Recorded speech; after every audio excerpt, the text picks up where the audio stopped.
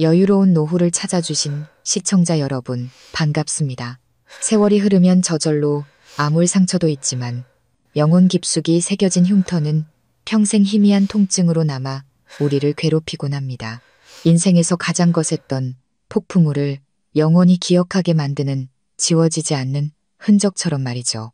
저는 한때 사랑이 식어버린 결혼이라도 아들에 대한 책임감과 그동안 쌓아온 정으로 지켜낼 수 있다고 믿었습니다. 하지만 그건 저의 어리석은 착각이었습니다. 운명의 그날 밤, 제 광대뼈가 차가운 대리석벽에 부딪히며 쩍하는 소름, 끼치는 소리를 내는 순간 저는 깨달았습니다. 새끼양의 침묵은 굶주린 늑대를 더욱 사납고 포악하게 만들 뿐이라는 것을요. 남편이라는 이름의 그 남자가 제 머리채를 끌고 어두운 창고에 쳐넣고 문을 잠가버린 바로 그 순간 저는 7살 아들에게 신호를 보냈습니다. 제발 그 사람에게 전화해달라고. 제 목숨을 건 마지막 도박이었습니다. 이 도박이 성공할 수 있을지, 실패한다면 내일 아침 저에게 태양이 다시 떠오를 수 있을지조차 알 수 없었습니다. 왼쪽 뺨에서 시작된 극심한 고통이 관자놀이까지 퍼지면서 귀가 먹먹해졌습니다. 입안 가득 비릿한 피냄새가 창고의 퀴퀴한 곰팡이 냄새, 녹슨 쇠 냄새와 뒤섞여 숨이 턱 막혔습니다. 저는 안간힘을 쓰며 차가운 시멘트 바닥에 팔꿈치를 대고 몸을 일으키려 했지만 온몸이 부서질 듯 아파 힘이 들어가지 않았습니다. 남편 박민주는 마치 쓰레기 포대를 내던지듯 저를 이곳에 던져 넣었습니다. 핏발이 선 그의 눈은 광기로 가득 차 이성을 완전히 잃은 듯 보였습니다. 그는 철문이 닫히기 직전 이를 갈며 소리쳤습니다. 내까지 게 뭔지 그 안에서 뼈저리게 생각해봐. 이 쓸모없는 여자야.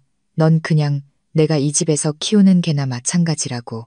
감히 내 체면을 깎아내릴 생각은 꿈에도 하지마. 쾅하는 소리와 함께 자물쇠가 잠기는 소리가 들리고 그의 발소리가 점점 멀어졌습니다. 칠흑 같은 어둠 속에 저 혼자 남겨졌습니다. 체면이라 저는 씁쓸하게 웃었습니다. 그 웃음 때문에 찢어진 입가가 바늘로 찌르는 듯 아팠습니다.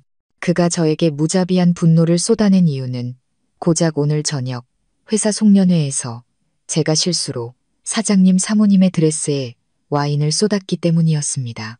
저는 연신 고개를 숙여 죄송하다고 사과했고 사모님 역시 괜찮다며 손을 내저으셨습니다. 하지만 남편 민준의 눈에 그것은 용서받지 못할 죄악이었습니다. 제 행동이 상사 앞에서 자신의 체면을 구겼고 그가 애써 쌓아 올린 완벽하고 배려심 깊은 아내를 둔 유능한 남편이라는 이미지를 망가뜨렸다는 것이죠. 정말이지 기가 막힐 노릇이었습니다. 지난 8년간 저는 모두가 부러워하던 동시통역사라는 직업을 포기하고 그의 성공을 위해 그림자가 되었습니다. 그가 오직 일에만 전념할 수 있도록 집안일과 육아는 물론 시댁과 친정의 대소사까지 완벽하게 챙겼습니다. 평범한 대리였던 그는 어느새 잘나가는 건설회사의 상무자리에 올랐습니다. 고급 세단과 강남의 타워팰리스, 그가 그토록 원하던 화려한 인맥을 모두 손에 넣었죠. 그렇다면 저는 무엇을 얻었을까요? 긴 소매 오달에 감춰야만 했던 시퍼런 멍자국들. 작은 소리에도 혹시 또 매를 맞게 될까봐 두려움에 떨며 지새우던 수많은 밤. 그리고 제 아들 현우, 제 작은 천사. 아들 생각을 하자 누군가 심장을 쥐어짜는 듯 숨이 막혔습니다. 지금쯤 우리 현우가 얼마나 무서워하고 있을까요? 문틈으로 희미하게 흐느끼는 소리가 들려왔습니다. 아들이었습니다. 엄마, 괜찮아요? 문 좀 열어주세요. 무서워요. 아이의 목소리는 겁에 질려 덜덜 떨리고 있었습니다. 제 가슴은 수만 개의 바늘로 찔리는 듯 아팠습니다. 저는 문 쪽으로 기어가 귀를 바싹대고 속삭였습니다. 현우야, 괜찮아. 엄마 괜찮아. 울지 말고 방에 올라가서 자. 엄마 신경 쓰지 말고. 고통을 참으며 목소리가 떨리지 않게 하려 했지만 소용없었습니다. 강한 척할수록 눈물만 하염없이 흘러내렸습니다. 그때 밖에서 시어머니의 날카로운 목소리가 들렸습니다. 뭘 잘했다고 울어. 올길. 내 어미가 잘못했으니 아비한테 혼나는 게 당연하지. 여편네가 남편 말 안 들으면 벌을 받아야 하는 거야. 당장 방으로 안 올라가. 매 맞고 싶어. 현우의 발소리가 점점 멀어졌습니다. 아마도 시어머니에게 끌려간 모양입니다. 다시 끔찍한 정적이 흘렀습니다. 이 집에서 저는 완벽한 외톨이였습니다. 친어머니처럼 따랐던 시어머니는 아들의 폭력을 방관하고 오히려 부추기는 사람이었습니다. 제가 맞을 때마다 시어머니는 늘 똑같은 말을 했습니다. 남편이 화낼 땐 아내가 입을 다무는 법이야. 남자는 집안의 기둥이고 체면을 목숨처럼 생각한다고. 네가 조금만 참으면 집안이 조용하잖니. 단 한 번도 제게 아프냐고 물어본 적이 없었습니다. 오직 자기 아들의 심기를 거스르지 않았는지에만 관심이 있었죠. 저는 참았습니다. 지난 몇 년간 계속 참아왔습니다. 남편의 사업이 잘 풀리기 시작하면서 그가 변해가던 그 순간부터 말입니다. 그는 거칠고 가부장적으로 변해갔고 손찌검과 폭언은 날이 갈수록 심해졌습니다. 저는 아들 때문에 참았습니다. 제 아들이 부서진 가정에서 자라게 하고 싶지 않았습니다. 언젠가는 남편이 자신의 잘못을 깨닫고 예전으로 돌아오리라 희망을 버리지 않았습니다. 하지만 아니었습니다. 저의 인내는 그를 더욱 괴물로 만들 뿐이었습니다. 그리고 오늘 밤 그는 저를 때리는 것을 넘어 이 저택에서 가장 어둡고 더러운 창고에 가두기까지 했습니다. 그가 마지막 선을 넘어버린 것입니다. 더 이상은 견딜 수 없었습니다. 만약 제 스스로를 구하지 않는다면 저는 머지않아 이 집에서 서서히 죽어가게 될 것입니다. 좁은 문틈으로 복도에 희미한 불빛이 새어 들어왔습니다. 그리고 그 불빛 아래 작은 그림자가 살금살금 다시 다가오는 것이 보였습니다. 현우였습니다.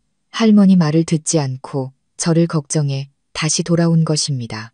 아이는 작은 두 손을 꼭 마주잡고 눈물이 그렁그렁한 동그란 눈으로 철문을 뚫어져라 쳐다보고 있었습니다. 아이는 두려워했지만 더 이상 울지는 않았습니다. 아이는 기다리고 있었습니다. 제게서 무언가를.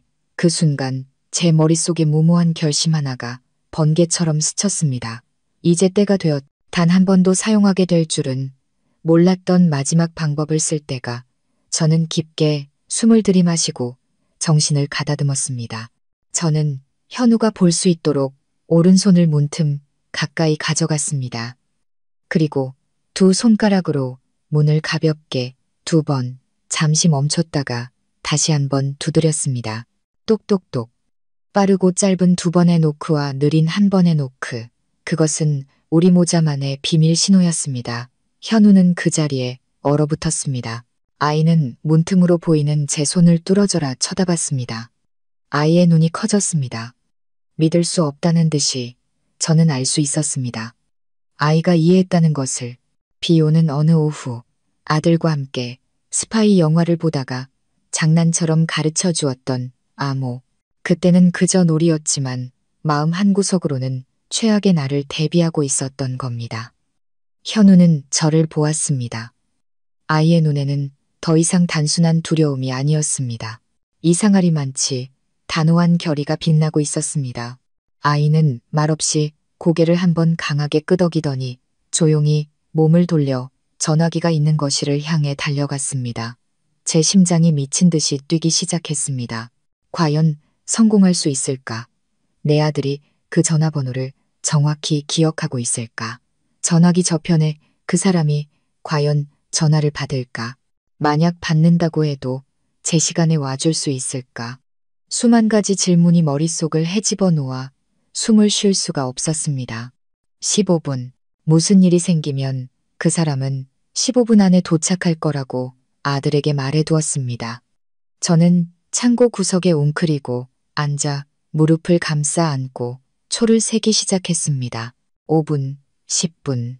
밖은 여전히 쥐 죽은 듯 조용했습니다. 제 안의 희망이 서서히 사그라들고 그 자리를 지독한 절망이 채워갔습니다. 어쩌면 모든 게 헛된 망상이었을지도 모릅니다.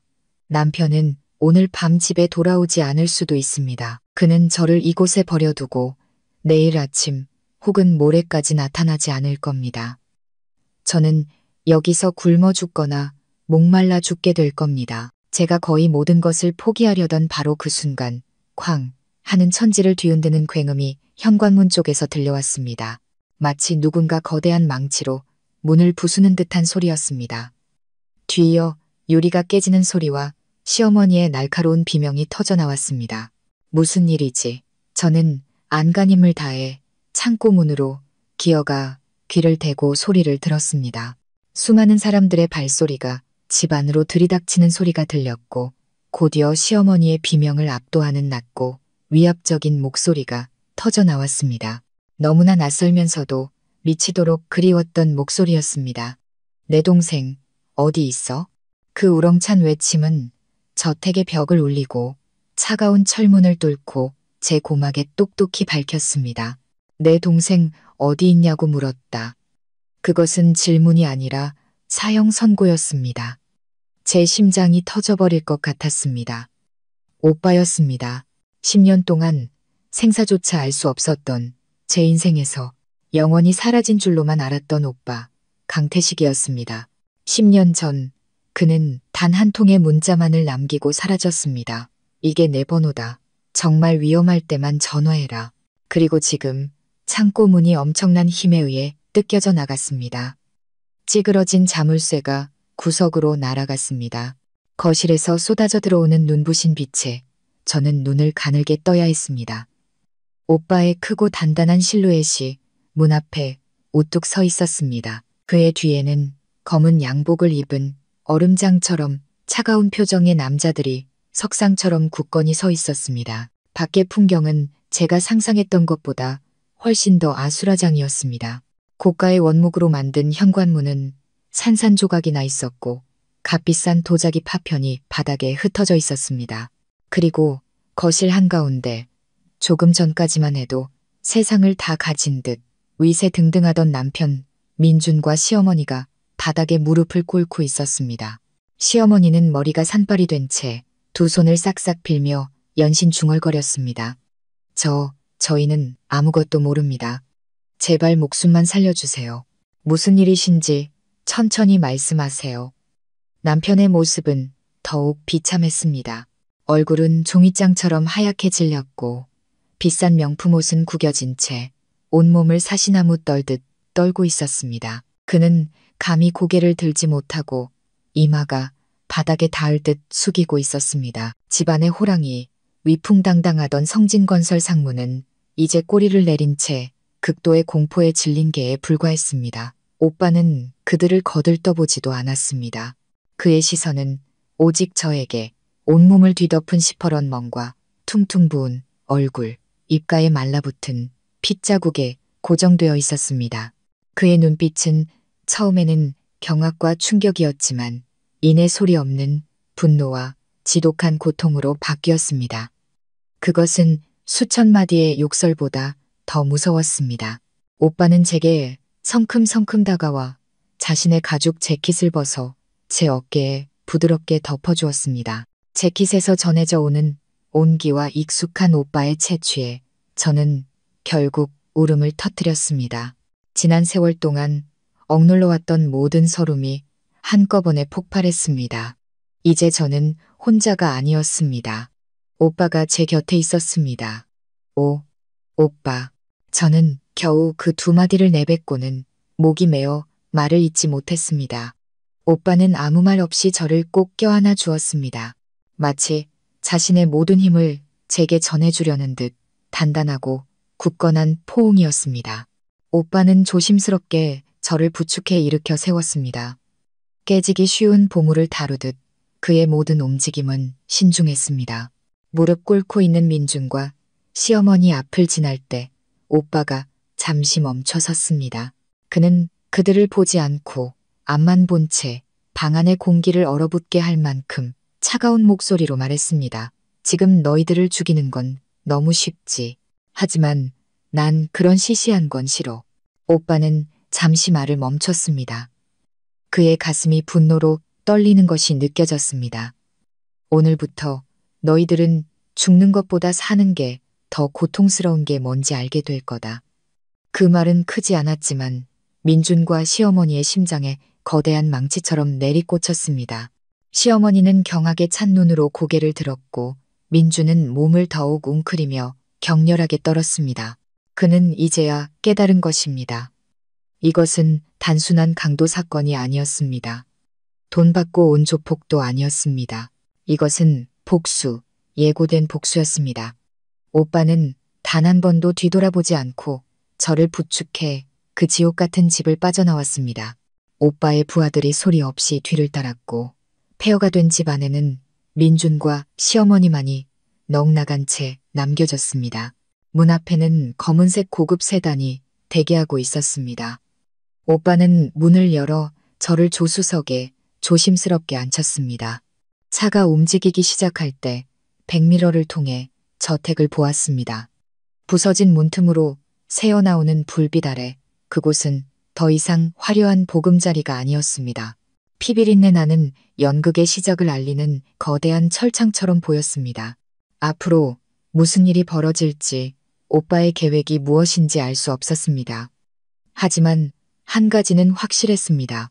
제 인생의 어두운 날들은 끝났고 남편과 시어머니의 지옥은 이제부터 시작이라는 것을요. 과연 이 미스터리한 오빠의 귀환이 복이 될지, 화가 될지, 그리고 어떤 끔찍한 복수가 그들을 기다리고 있을까요? 차는 밤의 어둠을 가르며 달렸습니다. 화려하지만 차가웠던 그 동네를 뒤로하고 저는 오빠의 어깨에 머리를 기댔습니다. 아주 오랜만에 느껴보는 절대적인 안정감이었습니다. 오빠는 제게 아무것도 묻지 않고 묵묵히 운전만 했습니다. 그 침묵이 수천 마디의 위로보다 더 값지게 느껴졌습니다. 제가 마음을 추스를 시간이 필요하다는 것을 오빠는 알고 있었습니다. 차는 서울의 부촌인 평창동, 바람이 시원하게 부는 언덕 위에 고립된 듯 서 있는 또 다른 대저택 앞에 멈췄습니다. 여기가 오빠 집이야? 집은 고급스러우면서도 어딘가 비밀스러운 분위기를 풍겼습니다. 지금의 오빠처럼요. 중년의 여성이 문 앞에서 기다리고 있었습니다. 아마도 집사 같았습니다. 그녀는 오빠에게 정중히 고개를 숙여 인사하고는 저를 안으로 부축했습니다. 저택 내부는 미니멀한 스타일로 꾸며져 있었지만 모든 것이 매우 세련되고 정갈했습니다. 하지만 이상하게도 텅 빈 듯한 외로움이 느껴졌습니다. 오빠는 저를 넓은 침실로 안내하고 집사에게 따뜻한 물과 간단한 식사를 준비하라고 지시했습니다. 푹 쉬어. 내일 아침에 얘기하자. 여기선 아무도 널 해칠 수 없어. 오빠는 한결 부드러워진 목소리로 말하고는 저만의 공간을 남겨두고 방을 나갔습니다. 저는 따뜻한 욕조에 몸을 담그고 오늘 밤의 치욕을 씻어내려 애썼습니다. 하지만 몸에 남은 멍자국들은 고통스러운 기억처럼 선명했습니다. 그날 밤 저는 몇 년 만에 처음으로 악몽도 꾸지 않고 두려움에 떨지도 않고 깊은 잠을 잤습니다. 다음 날 아침 제가 눈을 떴을 때 방 안은 환한 햇살로 가득했습니다. 오빠는 거실에서 저를 기다리고 있었고 테이블 위에는 제가 좋아하는 아침 식사 메뉴들이 가득 차려져 있었습니다. 저를 본 오빠는 어젯밤 일은 묻지 않고 그저 간단한 한마디를 건넸습니다. 잘 잤어? 그 한마디에 코끝이 찡해졌습니다. 대체 얼마 만에 들어보는 다정한 관심이었을까요? 식사 후 우리는 소파에 마주 앉았습니다. 오빠는 담배에 불을 붙여 길게 한 모금 빨아들인 후 낮은 목소리로 말했습니다. 이제 전부 말해봐.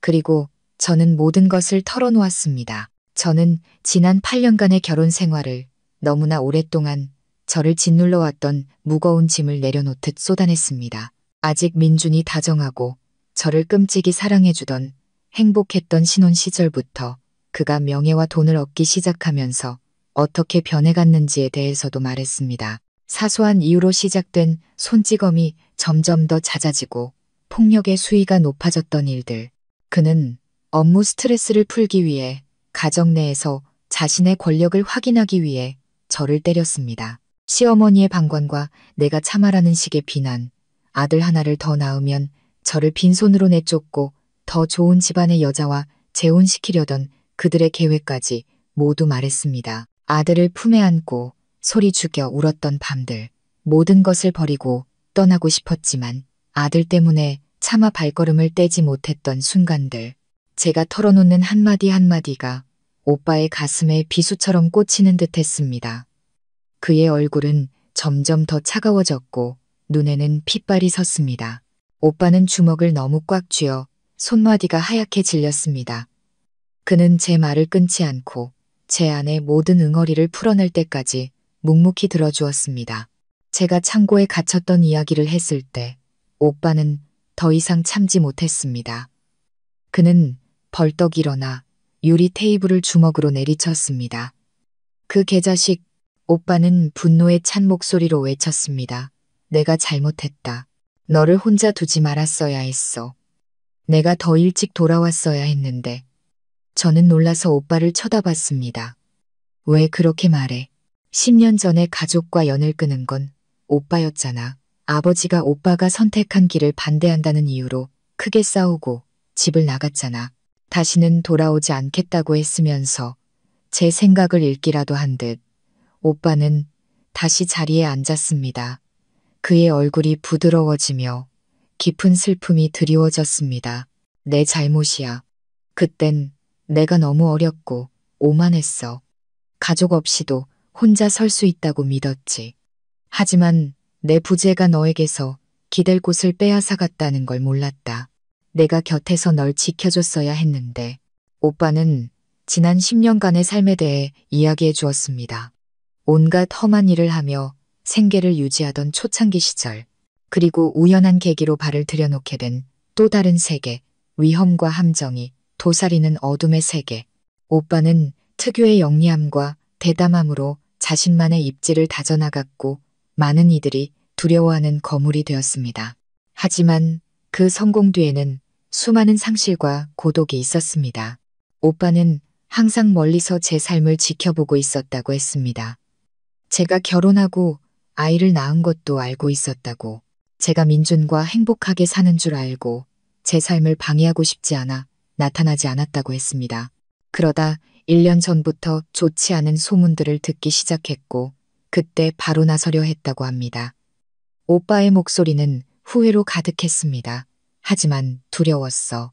이런 내 모습으로 나타나면 내 삶이 더 복잡해질까봐 망설였지. 그리고 그 망설임 때문에 내가 이렇게 더 큰 고통을 겪게 된 거야. 오빠의 이야기를 듣고 저는 아무 말도 할 수 없었습니다. 오빠는 단 한 번도 저를 버린 것이 아니었습니다. 항상 그 자리에서 자신만의 방식으로 저를 지켜보고 있었던 것입니다. 오빠의 분노는 이제 민준뿐만 아니라 자기 자신을 향해 있었습니다.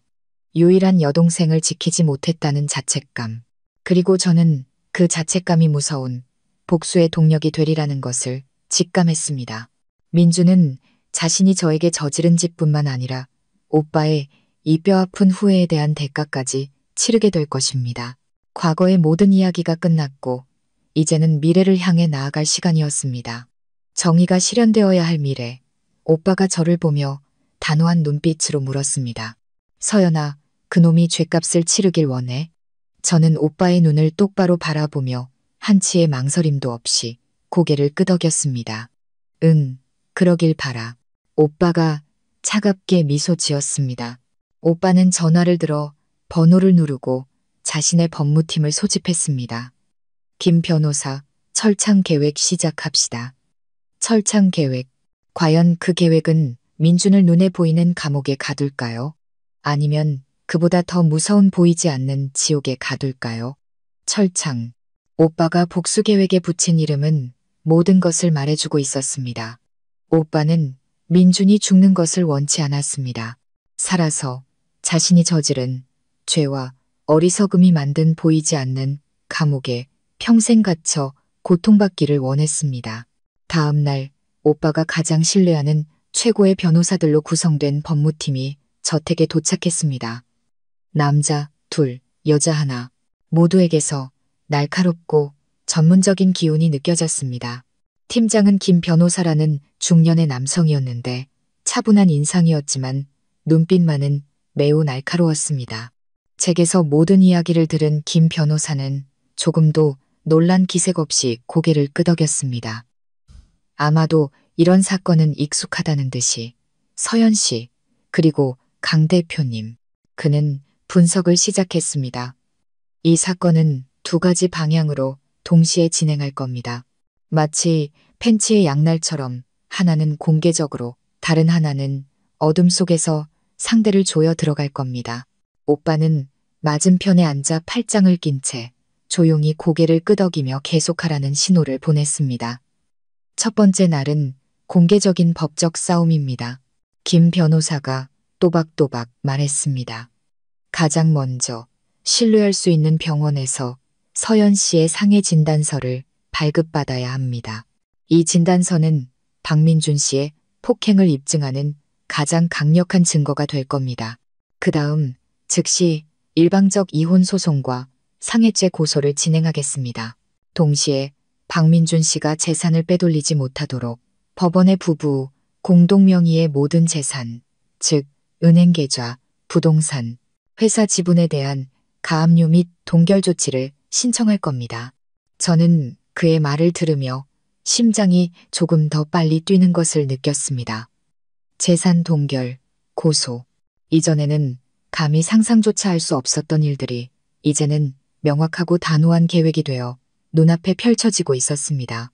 양육권에 관해서는 아버지의 폭행 증거와 아이가 이미 7살이라 자신의 의사를 표현할 수 있다는 점을 고려하면 99% 서연 씨에게 유리합니다. 반드시 현우 군을 데려올 수 있도록 끝까지 싸울 겁니다. 저는 안도의 한숨을 내쉬었습니다. 현우는 제 전부였습니다. 아들만 곁에 있다면 어떤 어려움도 맞설 수 있었습니다. 그건 법적인 부분이고 그때 오빠가 낮은 목소리로 물었습니다. 두 번째 날은 뭐죠? 변호사님, 김 변호사가 희미하게 미소 지었습니다. 두 번째 날은 바로 강 대표님께서 직접 지휘하실 싸움입니다. 법에는 한계가 있습니다. 행위는 처벌할 수 있지만 한 사람의 사업, 명예, 그리고 정신까지 파괴할 수는 없죠. 그건 대표님의 몫입니다. 오빠는 고개를 끄덕였고 그의 눈에 차가운 빛이 스쳤습니다. 오빠는 제게로 고개를 돌렸습니다. 서연아, 내 허락이 필요해. 이 싸움은 자비가 없을 거다. 내가 그놈을 직접 때리진 않을 거야. 하지만 내가 하려는 일들은 수천 대의 매보다 더 고통스러울 거다. 그놈이 자랑스러워하는 모든 것, 사업, 돈, 그리고 남자의 자존심까지 전부 박살낼 거야. 그래도 괜찮겠어? 저는 오빠의 눈을 보았습니다. 그 안에는 분노뿐만 아니라 저를 향한 깊은 안타까움이 담겨 있었습니다. 저는 오빠가 이 모든 것을 저를 위해 한다는 것을 알았습니다. 저는 충분히 참았습니다. 이제 악인이 대가를 치를 시간이었습니다. 응, 괜찮아. 저는 단호하게 대답했습니다. 회의는 끝났고 철창 계획은 공식적으로 시작되었습니다. 그날 오후 저는 국제병원으로 가서 상해 진단을 받았습니다. 나이 지긋한 의사 선생님은 제 몸을 살핀 후 고개를 저으며 한숨을 쉬었습니다.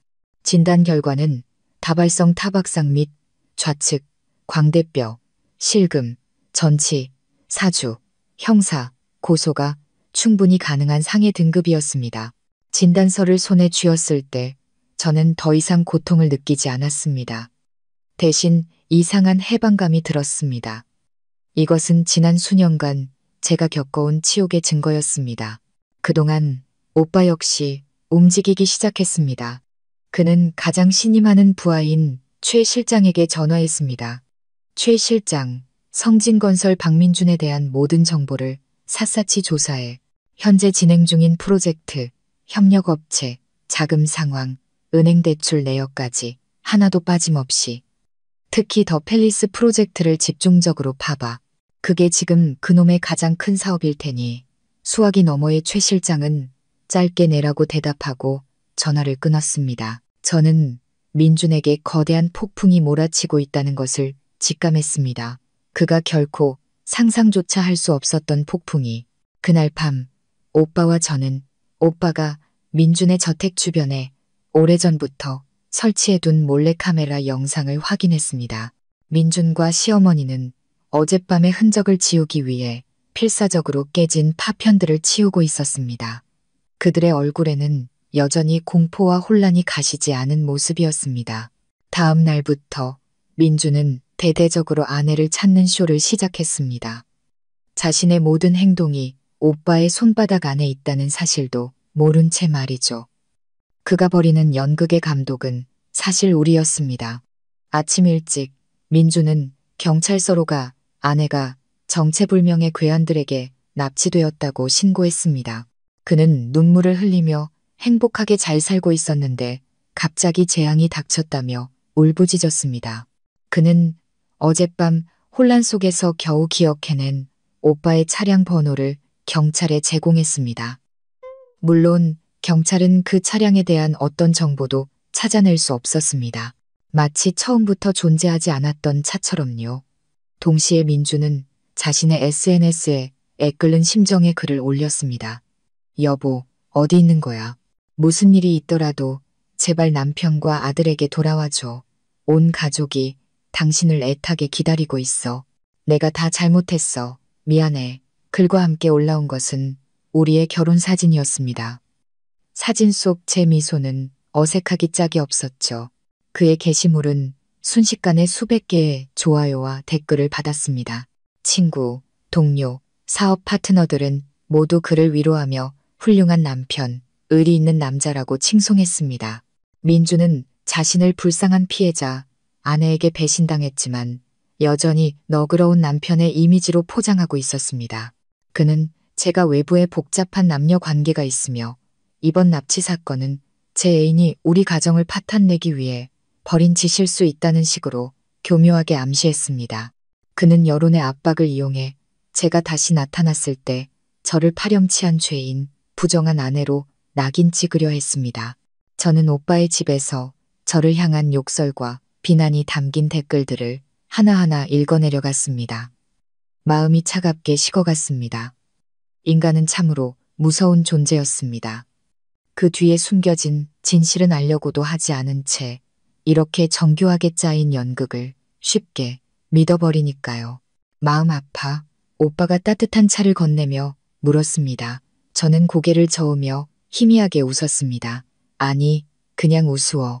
저렇게 높이 날아오를수록 떨어질 때 더 아플 테니까. 오빠는 만족스럽게 고개를 끄덕였습니다. 맞아. 마음껏 날개 놔두자. 높이 날수록 추락했을 때 뼛속까지 부서질 테니. 민준이 자신의 연극에 몰두하는 동안 우리의 법적인 팬츠는 서서히 조여지기 시작했습니다. 김 변호사는 공식적으로 법원에 고소장과 재산 동결 신청서를 제출했습니다. 불과 이틀 후 민주는 법원으로부터 소환장을 받았습니다. 소환장을 손에 든 그는 그대로 얼어붙었습니다. 자신이 애타게 찾고 있던 아내가 바로 자신을 법정에 세운 장본인이라는 사실을 그는 상상조차 하지 못했던 것입니다. 이 충격으로 그의 연극은 잠시 방향을 잃었습니다. 그는 서둘러 아내를 찾는 게시물을 삭제했고 그 대신 의심스러운 침묵을 지켰습니다. 그는 국내 최고의 로펌들을 찾아다니며 반격할 방법을 모색하기 시작했습니다. 이것이 더 이상 단순한 가정 불화가 아니라 자신의 모든 것을 잃을 수도 있는 생존 싸움이라는 것을 깨달은 것입니다. 그날 밤 민준의 집에 설치된 몰래카메라에 그와 시어머니가 격렬하게 다투는 장면이 포착되었습니다. 시어머니가 소리쳤습니다. 거봐, 내가 뭘 했어. 배운 년들은 다루기 힘들다고 했지. 왜 애를 때려가지고 일을 이 지경으로 만들어. 이제 어쩔 거야. 이혼하자고 재산 나누자고 하잖아. 내 회사, 이 집, 전현한테 반이나 떼줘야 할 판이라고. 민준도 지지 않고 소리쳤습니다. 어머니가 뭘 아세요. 제가 안 잡으면 머리 꼭대기에 기어오를 년이에요. 감히 날 고소해. 내 체면을 구겨? 본때를 보여줘야죠. 절대 이혼 안 해줘요. 단 한 푼도 못 줘. 제가 전현을 사회에서 매장시켜버릴 겁니다. 무릎 꿇고 용서를 빌게 만들 거라고요. 그들의 대화는 우리에게 모든 것을 명확히 보여주었습니다. 그들에게는 일말의 후회도 없었습니다. 오직 자신들의 재산을 잃을지도 모른다는 두려움과 반격에 대한 분노뿐이었습니다.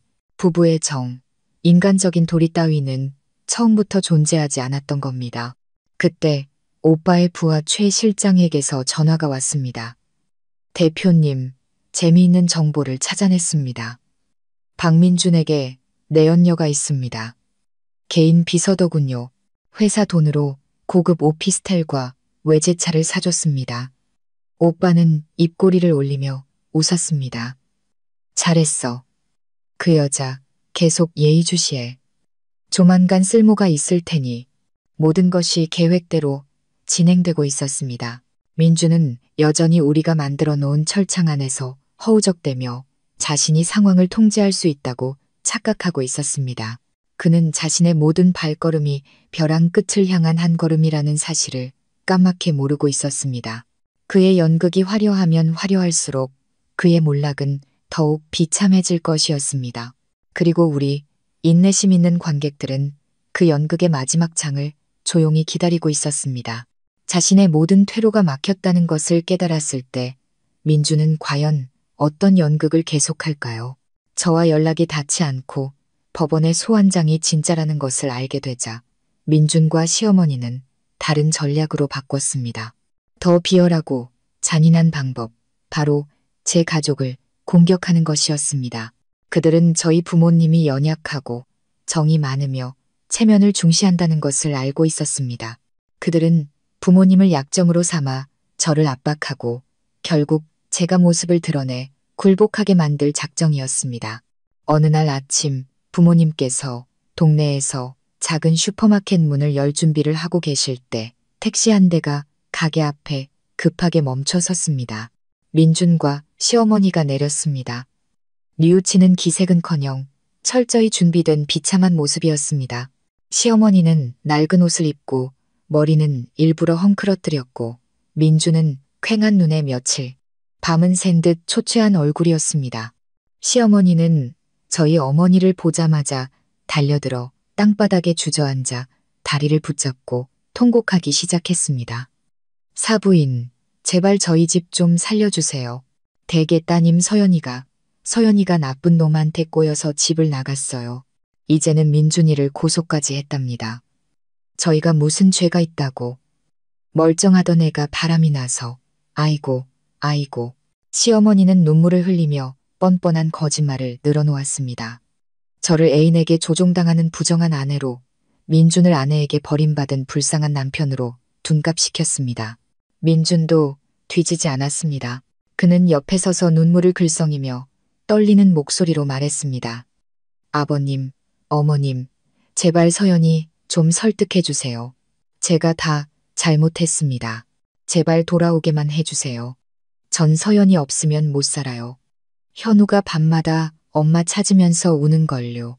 그들의 연기는 실로 완벽했습니다. 구경하던 동네 사람들이 수군거리기 시작했습니다. 그들의 눈초리는 저희 부모님을 향한 동정과 질책으로 가득했습니다. 자식 교육을 어떻게 시킨 거야. 남편이 저렇게 훌륭한데. 그 말들은 보이지 않는 칼이 되어 저희 부모님의 가슴에 박혔습니다. 어머니는 분노로 몸을 떨었지만 애써 평정을 유지하셨고 아버지는 얼굴이 굳은 채 침묵을 지키셨습니다. 딸을 믿고 맡겼던 가족이 이렇게까지 파렴치하고 비열할 줄은 상상도 못하셨던 겁니다. 하지만 그들은 오빠의 철저한 준비를 너무 얕봤습니다. 오빠는 이 모든 수를 예상하고 있었습니다. 제가 오빠 집에 온 첫날부터 오빠는 믿음직한 부하 남녀 한 쌍을 신혼부부로 위장시켜 저희 부모님 집 바로 맞은편 집을 빌리게 했습니다. 그들의 임무는 24시간 부모님을 보호하고 모든 비상 상황을 기록하는 것이었습니다. 민준 모자가 나타나자마자 세댁은 즉시 휴대폰 카메라를 켜 그들의 쇼를 구석에서 전부 녹화하기 시작했습니다. 동시에 새 신랑이 인파 속으로 끼어들며 큰 소리로 말했습니다. 아니, 아침부터 무슨 소란들이에요? 이 댁 어르신들, 이 동네에서 착하고 점잖기로 소문난 분들인데 왜 남의 집 앞에서 행패를 부리십니까? 저희 가족과 친하게 지내던 몇몇 이웃들도 거들었습니다. 맞아요. 이 댁분들 법 없이도 사실 분들이에요. 남의 집이래 다들 왜 이래요? 상황이 불리해지자 시어머니는 더 큰 소리로 울부짖으며 동정심을 유발하려 했습니다. 여러분은 몰라요. 우리 며느리가 돈맛을 알더니 가난한 시댁을 무시하고 밖에서 조폭 같은 놈이랑 바람이 났다고요. 그 놈이 우리 집에 쳐들어와서 행패를 부리고 애를 데려갔어요. 이제는 남편을 고소까지 한다는데 세상에 이런 법이 어디 있습니까? 그녀의 말에 군중은 다시 한번 술렁였습니다. 바로 그때 검은색 세단 한 대가 조용히 다가와 군중 앞에 멈춰섰습니다. 차문이 열리고 오빠가 내렸습니다. 말끔한 정장 차림의 선글라스를 낀 오빠에게서는 왕자 같은 기품과 함께 압도적인 기운이 뿜어져 나왔습니다. 혼자가 아니었습니다. 옆에는 김 변호사가 함께였습니다. 오빠의 등장에 모두가 입을 다물었습니다. 시어머니와 민주는 오빠를 보자 얼굴이 새하얗게 질렸습니다. 방금 전의 기세는 온데간데 없고 숨길 수 없는 공포가 얼굴에 드러났습니다. 오빠는 선글라스를 벗고 칼날 같은 눈빛으로 그들을 쏘아봤습니다. 그는 아무 말 없이 김 변호사에게 눈짓했습니다. 김 변호사가 앞으로 나서며 강철 같은 목소리로 말했습니다. 김 여사님, 그리고 박민준 씨. 저는 서연 씨의 법률 대리인 김 변호사입니다. 두 분께 알려드릴 것이 있어 왔습니다. 지금 두 분께서 저지르고 계신 서연 씨에 대한 모든 허위 사실, 유포와 명예훼손 행위는 전부 증거로 기록되었습니다. 이 증거들은 기존 고소 내용에 추가될 것입니다.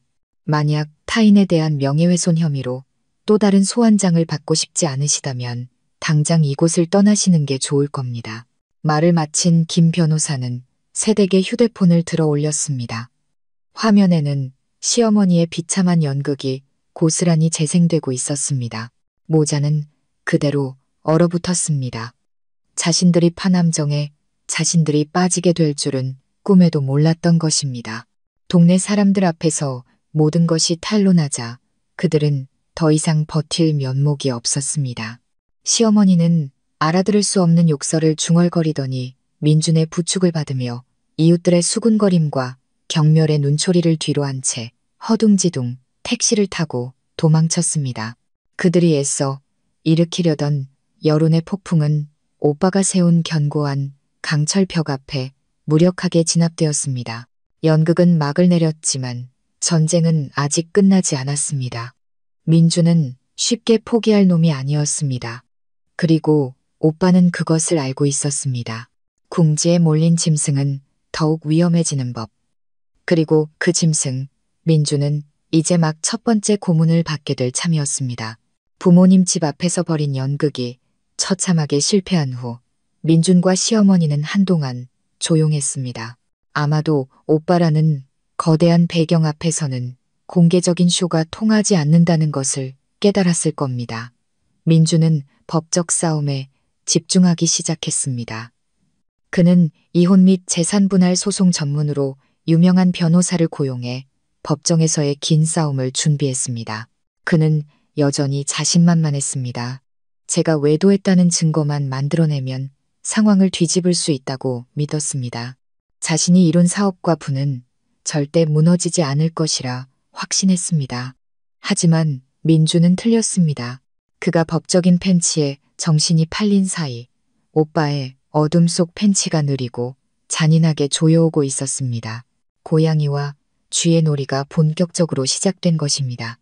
첫 번째 공격은 민준이 가장 자랑스러워하는 것, 성진건설을 향했습니다.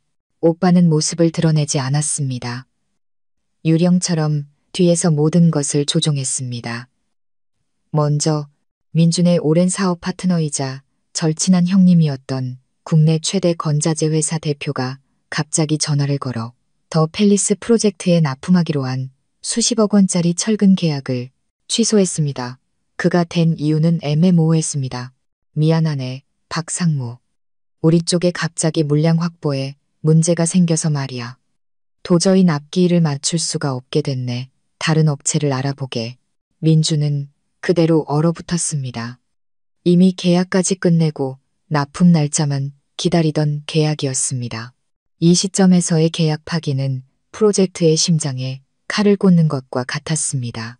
철근이 없으면 모든 공사가 중단되고 손해는 걷잡을 수 없이 불어날 것이었습니다. 민주는 미친 듯이 다른 공급업체에 전화를 돌렸지만 돌아오는 대답은 모두 거절이었습니다. 재고가 없다, 가격 변동이 심해 견적을 낼 수 없다 등 이유는 제각각이었습니다. 단 하루아침에 성진건설에 공급될 모든 철근이 대한민국에서 증발해버린 것 같았습니다. 민주는 원인을 찾기 위해 혈안이 되었습니다. 그는 몰랐습니다. 바로 전날 밤 오빠가 그 건자재 회사 대표와 조용한 저녁 식사를 했다는 사실을. 오빠는 협박도 강요도 하지 않았습니다. 그저 서류 봉투 하나를 테이블 위에 올려놓았을 뿐입니다. 그 안에는 그 대표의 탈세와 과거 일부 공사에서의 불량 자재 사용 증거가 담겨 있었습니다. 오빠는 조용히 말했습니다. 제가 사장님을 어렵게 만들고 싶진 않습니다. 하지만 제 동생이 억울한 일을 당하는 건 볼 수가 없군요. 현명한 분이시니 어떻게 해야 할지 아실 거라 믿습니다. 대표는 식은땀을 흘렸고 다음날 민준과의 계약은 휴지 조각이 되었습니다.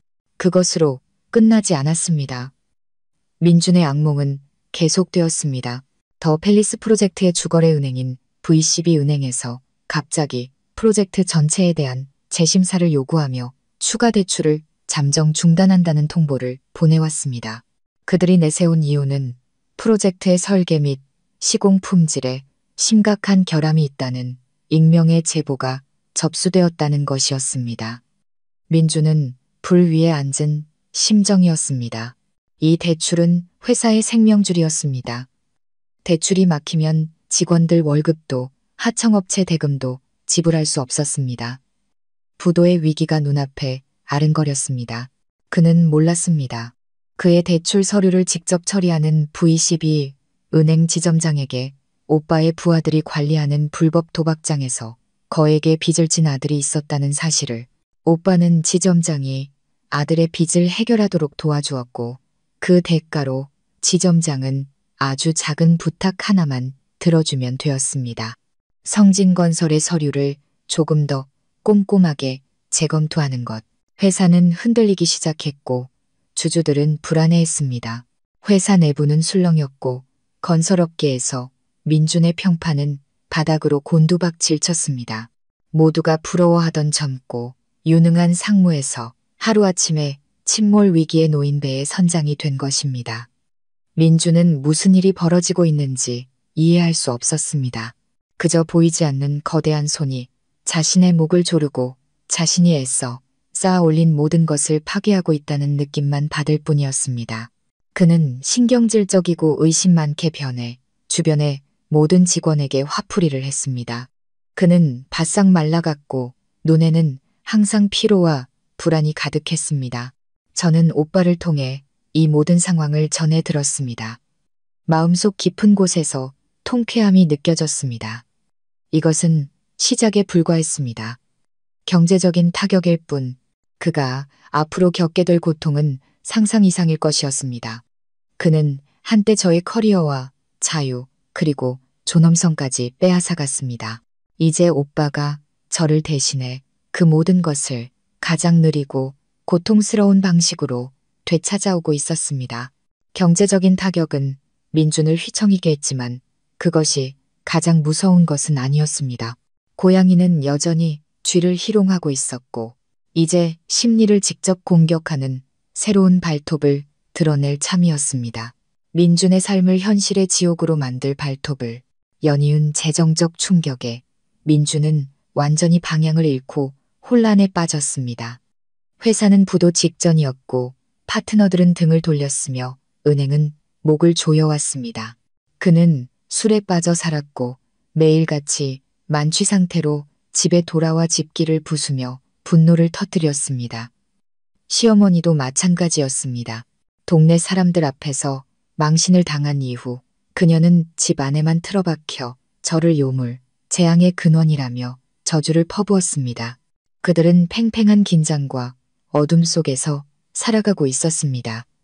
그것이 앞으로 닥쳐올 끔찍한 날들의 서막에 불과하다는 사실도 모른 채 오빠는 폭력을 쓰지 않겠다고 했습니다. 대신 공포를 이용해 민준을 파괴하겠다고 했죠. 그리고 그는 약속을 지켰습니다.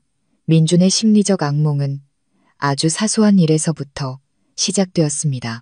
어느 날 아침 회사에 출근한 그는 자신의 책상 위 더 팰리스 프로젝트 서류 뭉치 위에 죽은 쥐 한 마리가 가지런히 놓여 있는 것을 발견했습니다.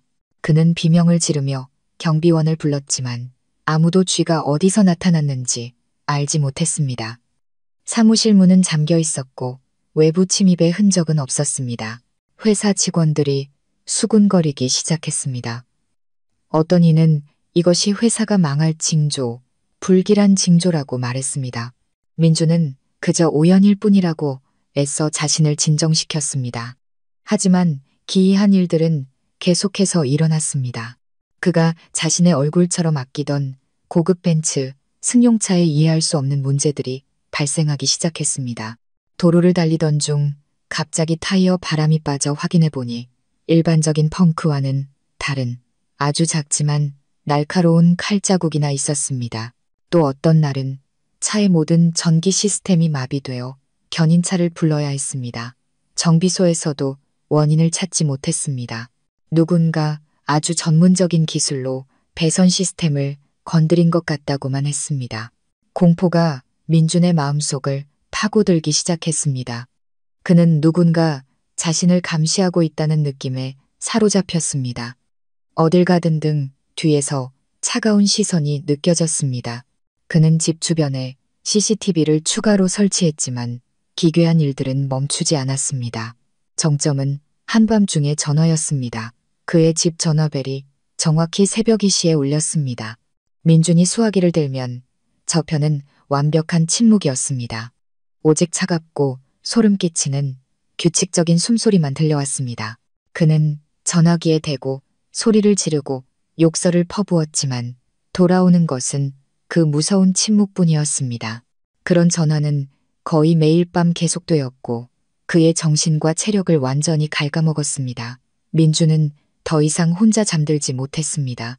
그는 편집증에 걸린 사람처럼 작은 소리에도 깜짝깜짝 놀라게 되었습니다. 그는 경쟁사부터 사업상의 원수, 심지어 가장 가까운 직원들까지 모든 사람을 의심했습니다. 그는 문제가 있다고 생각되는 직원들을 무더기로 해고했고 회사는 더욱 혼란에 빠졌습니다. 시어머니는 아들이 점점 더 초췌해지고 공황 상태에 빠지는 것을 보며 덩달아 공포에 질렸습니다. 그녀는 더 이상 저주를 퍼붓지 못하고 대신 액땜을 한다며 온갖 절과 용하다는 무당집을 찾아다녔습니다.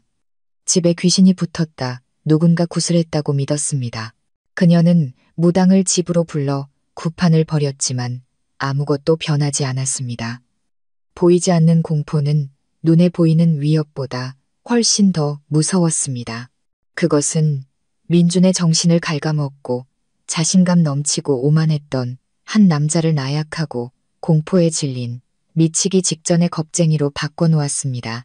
저는 오빠의 부하들이 보내온 영상과 녹음 파일을 통해 이 모든 것을 지켜보았습니다. 민준의 비참한 모습을 보며 저는 더 이상 증오를 느끼지 않았습니다. 대신 혐오스러운 연민이 느껴졌습니다. 그는 한때 폭력으로 저를 통제하고 공포에 떨게 했습니다. 이제 그 자신이 다른 누군가가 만들어낸 공포의 늪에 빠져 허우적대고 있었습니다. 이것이 바로 인과응보였습니다. 오빠는 제 옆에서 아무런 표정 없이 말했습니다. 궁지에 몰려 이성을 잃은 짐승은 주변의 모든 것을 물어뜯기 시작하지. 가장 가까운 존재까지도 오빠의 말은 맞았습니다. 공황과 절망 속에서 민주는 자신의 내연녀에게 분노를 터뜨리기 시작했습니다. 그의 비서, 유미. 그녀는 가장 약한 고리이자 오빠의 체스판 위에 놓인 다음 말이었습니다. 민주는 유미가 자신을 배신하고 회사의 비밀을 경쟁사에 넘겼다고 의심했습니다. 그는 그녀에게 욕설을 퍼붓고 심지어 손찌검까지 하기 시작했습니다. 그는 자신의 행동 하나하나가 내연녀를 우리 쪽으로 밀어내고 있다는 사실을 몰랐습니다. 그의 동맹이었던 그녀는 이제 곧 그의 심장을 겨누는 가장 위험한 무기가 될 참이었습니다. 쥐를 희롱하는 놀이는 계속되었고 미쳐 날뛰는 쥐는 이제 스스로 덫을 향해 달려가고 있었습니다. 젊고 아름다운 비서이자 민준의 비밀 연인이었던 유미는 인생 최고의 나날을 보내고 있었습니다. 강남의 고급 오피스텔, 최신형 외제차, 그리고 두둑한 은행 잔고. 모든 것이 민준이 제공한 것이었습니다. 그녀는 자신이 기댈 큰 나무를 찾았다고 생각했습니다. 머지않아 제자리를 차지하고 성진건설의 안주인이 될 수 있을 것이라고 믿었습니다. 하지만 그녀의 장밋빛 꿈은 민준에게 폭풍이 닥치면서 산산조각 났습니다. 회사가 어려워지자 민준은 예전처럼 관대하지 않았습니다. 그는 유미에게 매달 주던 생활비를 줄였습니다. 설상가상으로 공황과 의심에 빠진 그는 유미를 자신의 분노를 쏟아내는 쓰레기통으로 여기기 시작했습니다. 예전에 저에게 퍼부었던 욕설, 따귀, 폭행이 이제는 그녀에게로 향했습니다. 공주처럼 떠받들어지던 유미는 하루아침에 노예나 다름없는 신세가 되었습니다. 그녀는 두려웠지만 민준을 떠나지도 못했습니다. 이용 가치가 사라지는 순간 모든 것을 잃게 될 것이라는 사실을 알았기 때문입니다. 그녀는 진퇴양난의 상황에 빠졌고 바로 그때 오빠의 사람들이 움직였습니다.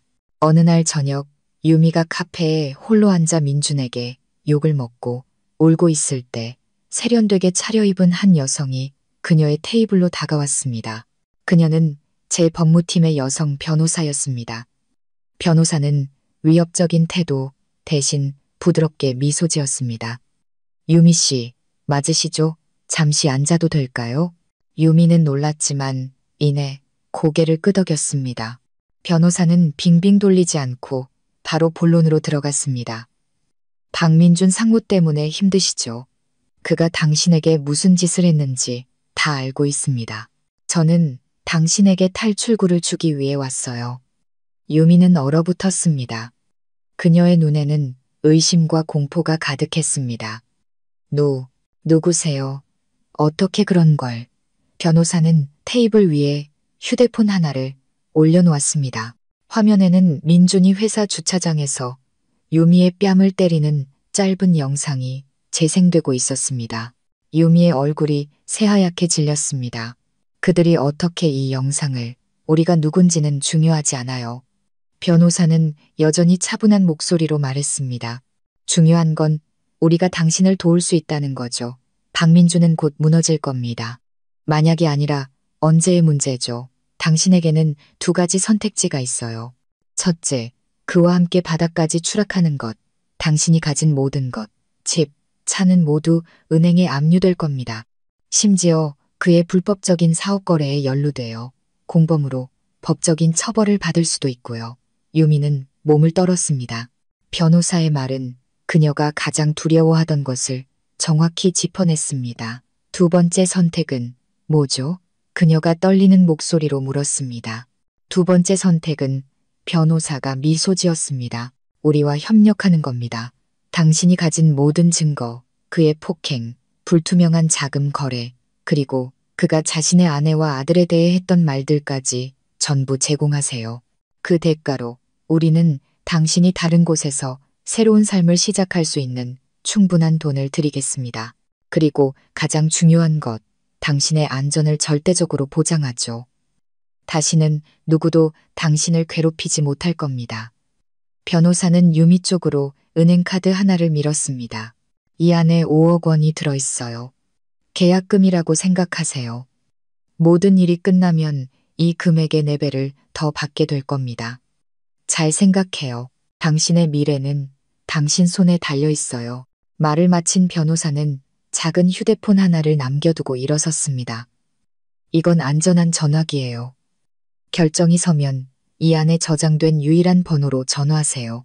유미는 테이블 위에 은행 카드와 휴대폰을 멍하니 바라보며 그 자리에 못 박힌 듯 앉아 있었습니다. 그녀는 바보가 아니었습니다. 이것이 도박이라는 것을, 하지만 자신의 인생을 구원할 유일한 도박이라는 것을 알았습니다. 사랑. 그녀와 민준 사이에 사랑 같은 건 존재하지 않았습니다. 그저 이익의 교환이었을 뿐. 이제 민준이 더 이상 이익을 가져다 주지 못하자 그녀의 충성심도 함께 증발해버렸습니다. 그날 밤 유미는 잠들지 못하고 수많은 고민을 했습니다. 그리고 다음 날 아침 그 안전한 전화벨이 울렸습니다. 유미는 결정을 내린 것입니다. 며칠 후 우리는 유미로부터 소포 하나를 받았습니다. 안에는 USB 하나가 들어있었습니다. 오빠가 그것을 컴퓨터에 꽂자 민준의 비밀스러운 사생활 전체가 드러났습니다. 민준의 대화를 녹음한 파일들이 있었습니다. 거기서 그는 저를 미친년이라 욕하며 곧 집에서 쫓아낼 것이라고 자랑스럽게 떠벌리고 있었습니다. 민준이 회사 계좌에서 수십억 원을 빼돌려 유미에게 건넨 것을 증명하는 이체, 내역서, 사본도 있었습니다. 그리고 가장 결정적인 것은 유미가 몰래 촬영한 영상이었습니다. 영상 속에서 민준은 술에 취해 유미에게 고백하고 있었습니다. 자신은 단 한 번도 저를 사랑한 적이 없으며 단지 당시 저희 집안의 배경이 자신의 성공에 도움이 될 것 같아 결혼했다고, 그는 저의 똑똑하고 독립적인 면을 혐오한다고 말했습니다. 그것이 자신을 초라하게 만들었기 때문에 저를 때린 것은 저에게 분수를 알게 하고 길들이기 위함이었다고. 이 증거들을 손에 쥔 오빠는 희미하게 미소 지었습니다. 좋아. 버리는 말이 제 역할을 훌륭하게 해냈군. 저는 화면 속의 이미지들을 보며 아무런 감정도 느끼지 못했습니다. 더 이상 아프지 않았습니다. 그저 혐오스러울 뿐. 제가 청춘을 바쳐 헌신했던 남자가 이토록 비열하고 파렴치한 인간이었다니. 하지만 민주는 몰랐습니다. 그가 한때 제 등을 찌르기 위해 사용했던 칼날이 이제는 그의 애인에 의해 날카롭게 갈아져 치명적인 일격을 준비하고 있다는 사실을. 그물은 쳐졌고 사냥감은 희롱당하는 것을 넘어 이제 자신의 동족에 의해 덫으로 내몰리고 있었습니다. 유미로부터 결정적인 증거들을 확보한 후 오빠는 이제 마지막 일격을 가할 때가 되었다고 판단했습니다. 민주는 이 시점에서 거의 폐인이 되어 있었습니다. 회사는 부도 직전이었고 자신은 귀신에 씌인 듯한 공포 속에서 살고 있었습니다. 그는 이성과 냉정함을 모두 잃었습니다. 그가 스스로 모든 죄를 실토하게 만들기에 완벽한 타이밍이었습니다. 계획은 매우 정교하게 실행되었습니다. 오빠의 부하들이 사이버 보안 회사 직원으로 위장해 민준에게 접근했습니다. 그들은 성진건설이 겪고 있는 문제에 대해 들었으며 배후에서 이 모든 것을 조종하는 자를 찾아줄 수 있다고 말했습니다. 공황 상태에 빠져 있던 민준은 지푸라기라도 잡는 심정으로 일말의 의심도 없이 즉시 동의했습니다. 바로 다음 날 전문가팀 이민준의 사무실과 집을 방문해 감시 시스템을 점검하고 새로운 보안 시스템을 설치해 주었습니다. 실제로는 그 누구도 상상할 수 없는 위치에 최첨단 도청 장치와 초소형 카메라들을 비밀리에 설치한 것이었습니다. 책상 및 펜꽂이 안, 그리고 거실 벽에 걸린 그림 액자 속에까지 이제 민준의 삶의 모든 구석이 우리의 감시 아래 놓였습니다. 덫은 설치되었고 사냥감이 스스로 머리를 들이밀기만 기다리면 되었습니다. 그리고 민준은 우리의 기대를 저버리지 않았습니다. 경계심을 완전히 풀어버린 그는 자신의 본성을 드러내기 시작했습니다. 그는 더 이상 외부인 앞에서 자신의 광기와 악랄함을 숨길 필요가 없었습니다. 그와 시어머니의 대화는 그들 범죄의 가장 생생한 증거가 되었습니다. 어느 날 저녁 술에 취한 민주는 거실 소파에 앉아 테이블을 내리치며 시어머니에게 소리쳤습니다. 보세요, 어머니. 틀림없이 누군가 저를 음해하고 있어요.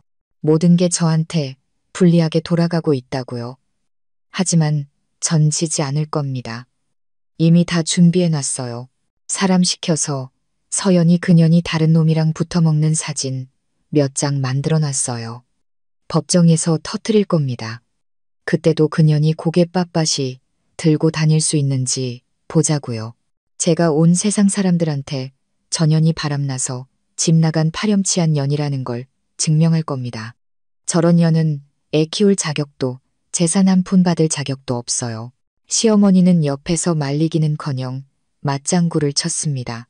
그래, 아들아, 그렇게 해야지. 사회에서 완전히 매장시켜 버려야 해. 배신자 같은 년은 절대 행복하게 살게 둬선 안 돼.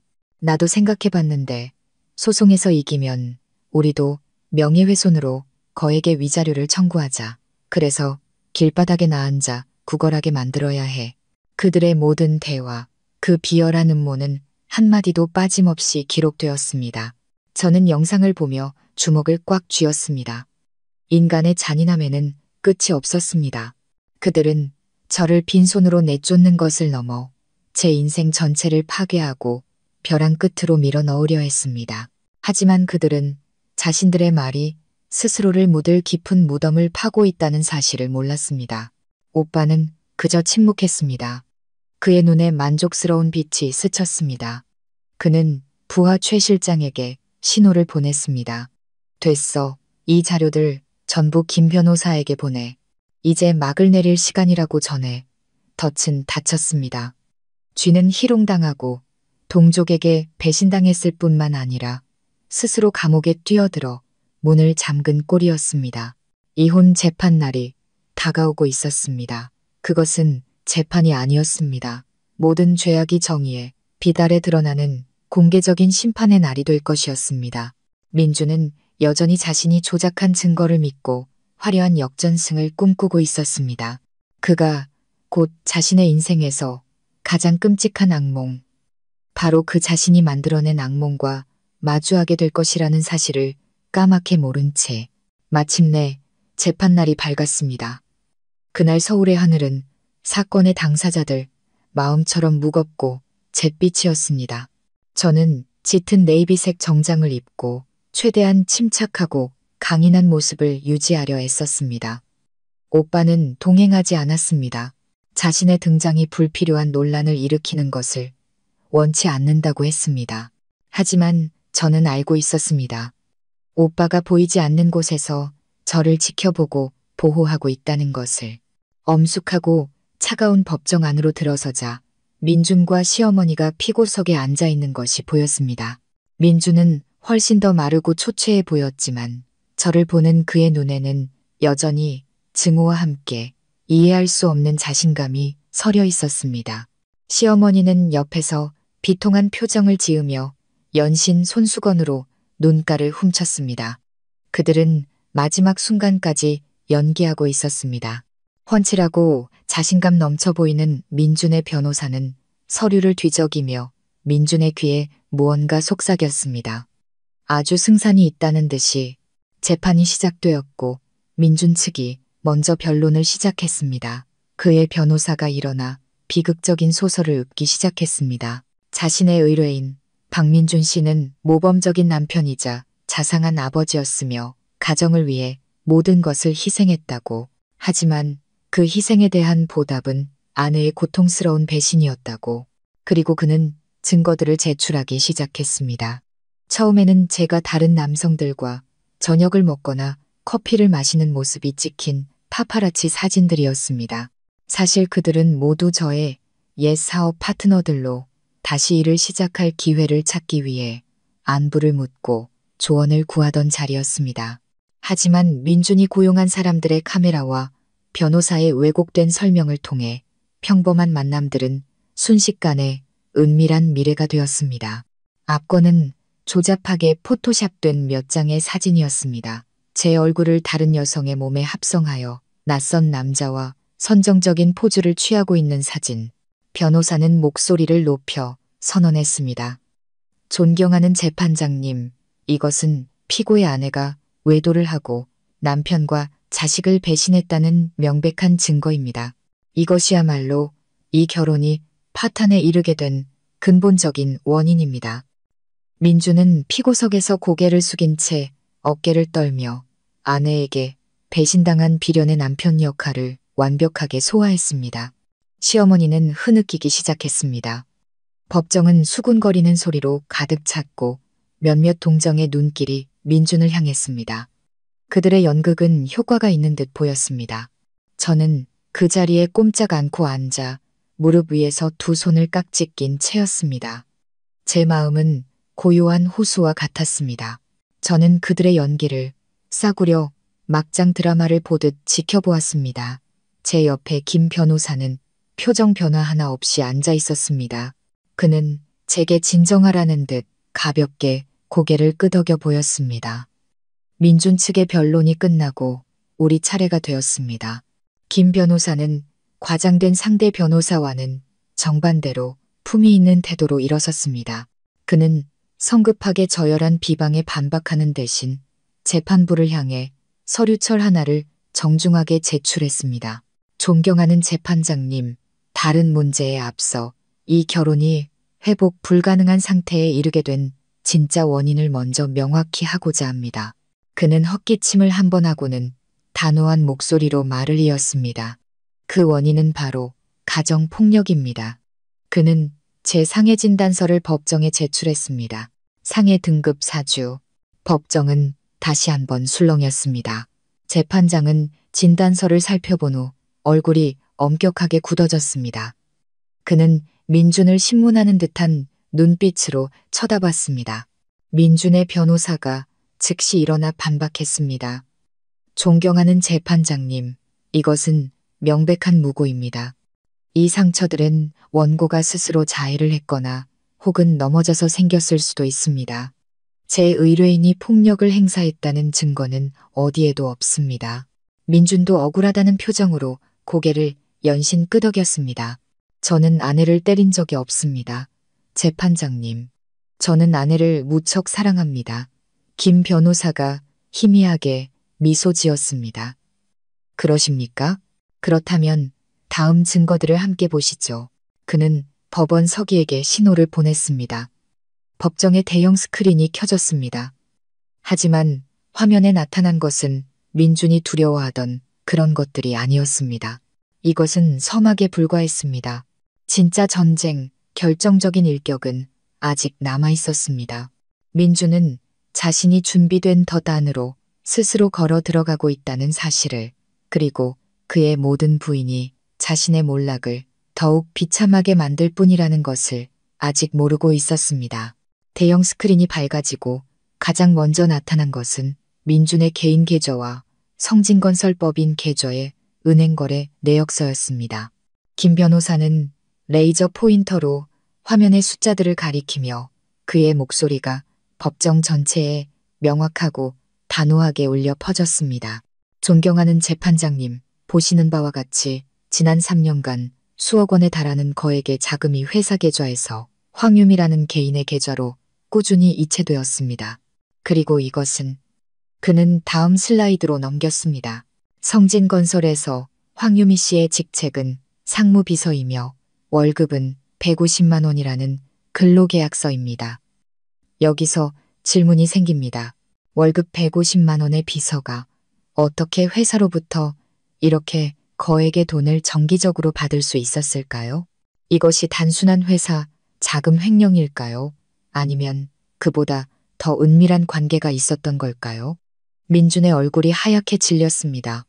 그는 자신의 비밀스러운 관계가 이렇게까지 상세하고 명확하게 드러날 줄은 상상도 못했습니다.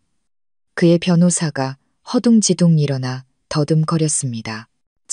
재판장님, 이것은 업무상 필요한 가불금이나 대외 활동비일 수 있습니다. 제 의뢰인은 결백합니다. 김 변호사가 비웃었습니다. 대외 활동비요. 그렇다면 그 대외 활동비가 어디에 쓰였는지 한번 보시죠. 화면이 다시 바뀌었습니다. 이번에는 강남의 고급 오피스텔 매매 계약서와 고급 외제차 등록증 사진이었습니다. 두 자산 모두 황유미의 명의로 되어 있었습니다. 5억 원짜리 오피스텔과 2억 원에 가까운 차. 아무리 생각해도 이렇게 거액의 대외 활동비는 존재할 수 없을 것 같습니다. 존경하는 재판장님, 이것은 박민준 씨가 외도를 했을 뿐만 아니라 상무라는 직위를 이용해 회사의 자산, 즉 부부 공동의 재산을 횡령하여 내연녀에게 상납했다는 명백한 증거입니다. 법정의 공기가 무겁게 가라앉았습니다. 모든 시선이 이제 민준에게로 향했습니다. 더 이상 동정이 아닌 경멸과 혐오의 눈빛이었습니다. 방청석에 앉아있던 시어머니의 얼굴은 파랗게 질려 있었습니다. 아들에게 다른 여자가 있다는 것은 알았지만 이렇게까지 무모하고 어리석게 돈을 썼을 줄은 몰랐던 것입니다. 충실하고 비련한 남편이라는 연극의 막은 무참히 찢겨나갔습니다. 하지만 이게 전부가 아니었습니다. 김 변호사는 다음 공격을 이어갔습니다. 존경하는 재판장님, 이 관계를 더욱 명확히 하기 위해 증인을 신청합니다. 법정 문이 열리고 유미가 들어섰습니다. 그녀는 단정한 오피스룩 차림이었고 얼굴에는 긴장한 기색이 역력했지만 눈빛만은 단호했습니다. 그녀의 등장은 법정 한가운데 터진 폭탄과도 같았습니다. 민주는 벌떡 일어나 유미를 손가락질하며 더듬거렸습니다. 네, 네가 왜 여기에? 누가 너더러 오라고 했어? 재판장이 망치를 강하게 내리치며 민준에게 정숙을 명령했습니다. 유미는 증인석에 서서 떨리지만 모두가 들을 수 있는 목소리로 진술을 시작했습니다. 그녀는 민준과의 관계를 처음부터 끝까지 모두 털어놓았습니다. 민준에게 구타당하고 폭언을 들었던 일, 민준이 보냈던 달콤한 메시지들, 그 안에는 곧 아내와 이혼하고 자신과 결혼하겠다는 약속까지 포함되어 있었습니다. 그녀는 민준이 어떻게 회사 돈을 빼돌렸는지, 저에 대해 어떤 험담을 했는지 모두 폭로했습니다. 그녀의 말 한마디 한마디가 비수가 되어 민준의 심장에 밝혔습니다. 그는 의자에 주저앉아 두 손으로 머리를 감싸쥔 채 아무도 쳐다보지 못했습니다. 그의 연극은 완전히 막을 내렸습니다. 이쯤 되자 민준의 변호사는 더 이상 변호할 말을 찾지 못했습니다. 모든 증거는 너무나 명백했고 모든 거짓말은 탄로났습니다. 그는 그저 이마에 땀을 닦으며 무력한 표정으로 서 있을 뿐이었습니다. 재판은 잠시 휴정되었고 재판부가 합의에 들어갔습니다. 민주는 석상처럼 굳어 앉아 있었습니다. 시어머니는 아들에게 달려가 흔들며 울부짖었습니다. 세상에 어쩌다 일이 이렇게 됐니? 아가, 말 좀 해봐. 왜? 하지만 민주는 대답이 없었습니다. 그는 자신이 졌다는 것을, 아주 치욕적으로 졌다는 것을 알았습니다. 그는 이미지와 명예를 잃었고 곧 자신의 모든 재산을 잃게 될 것이었습니다.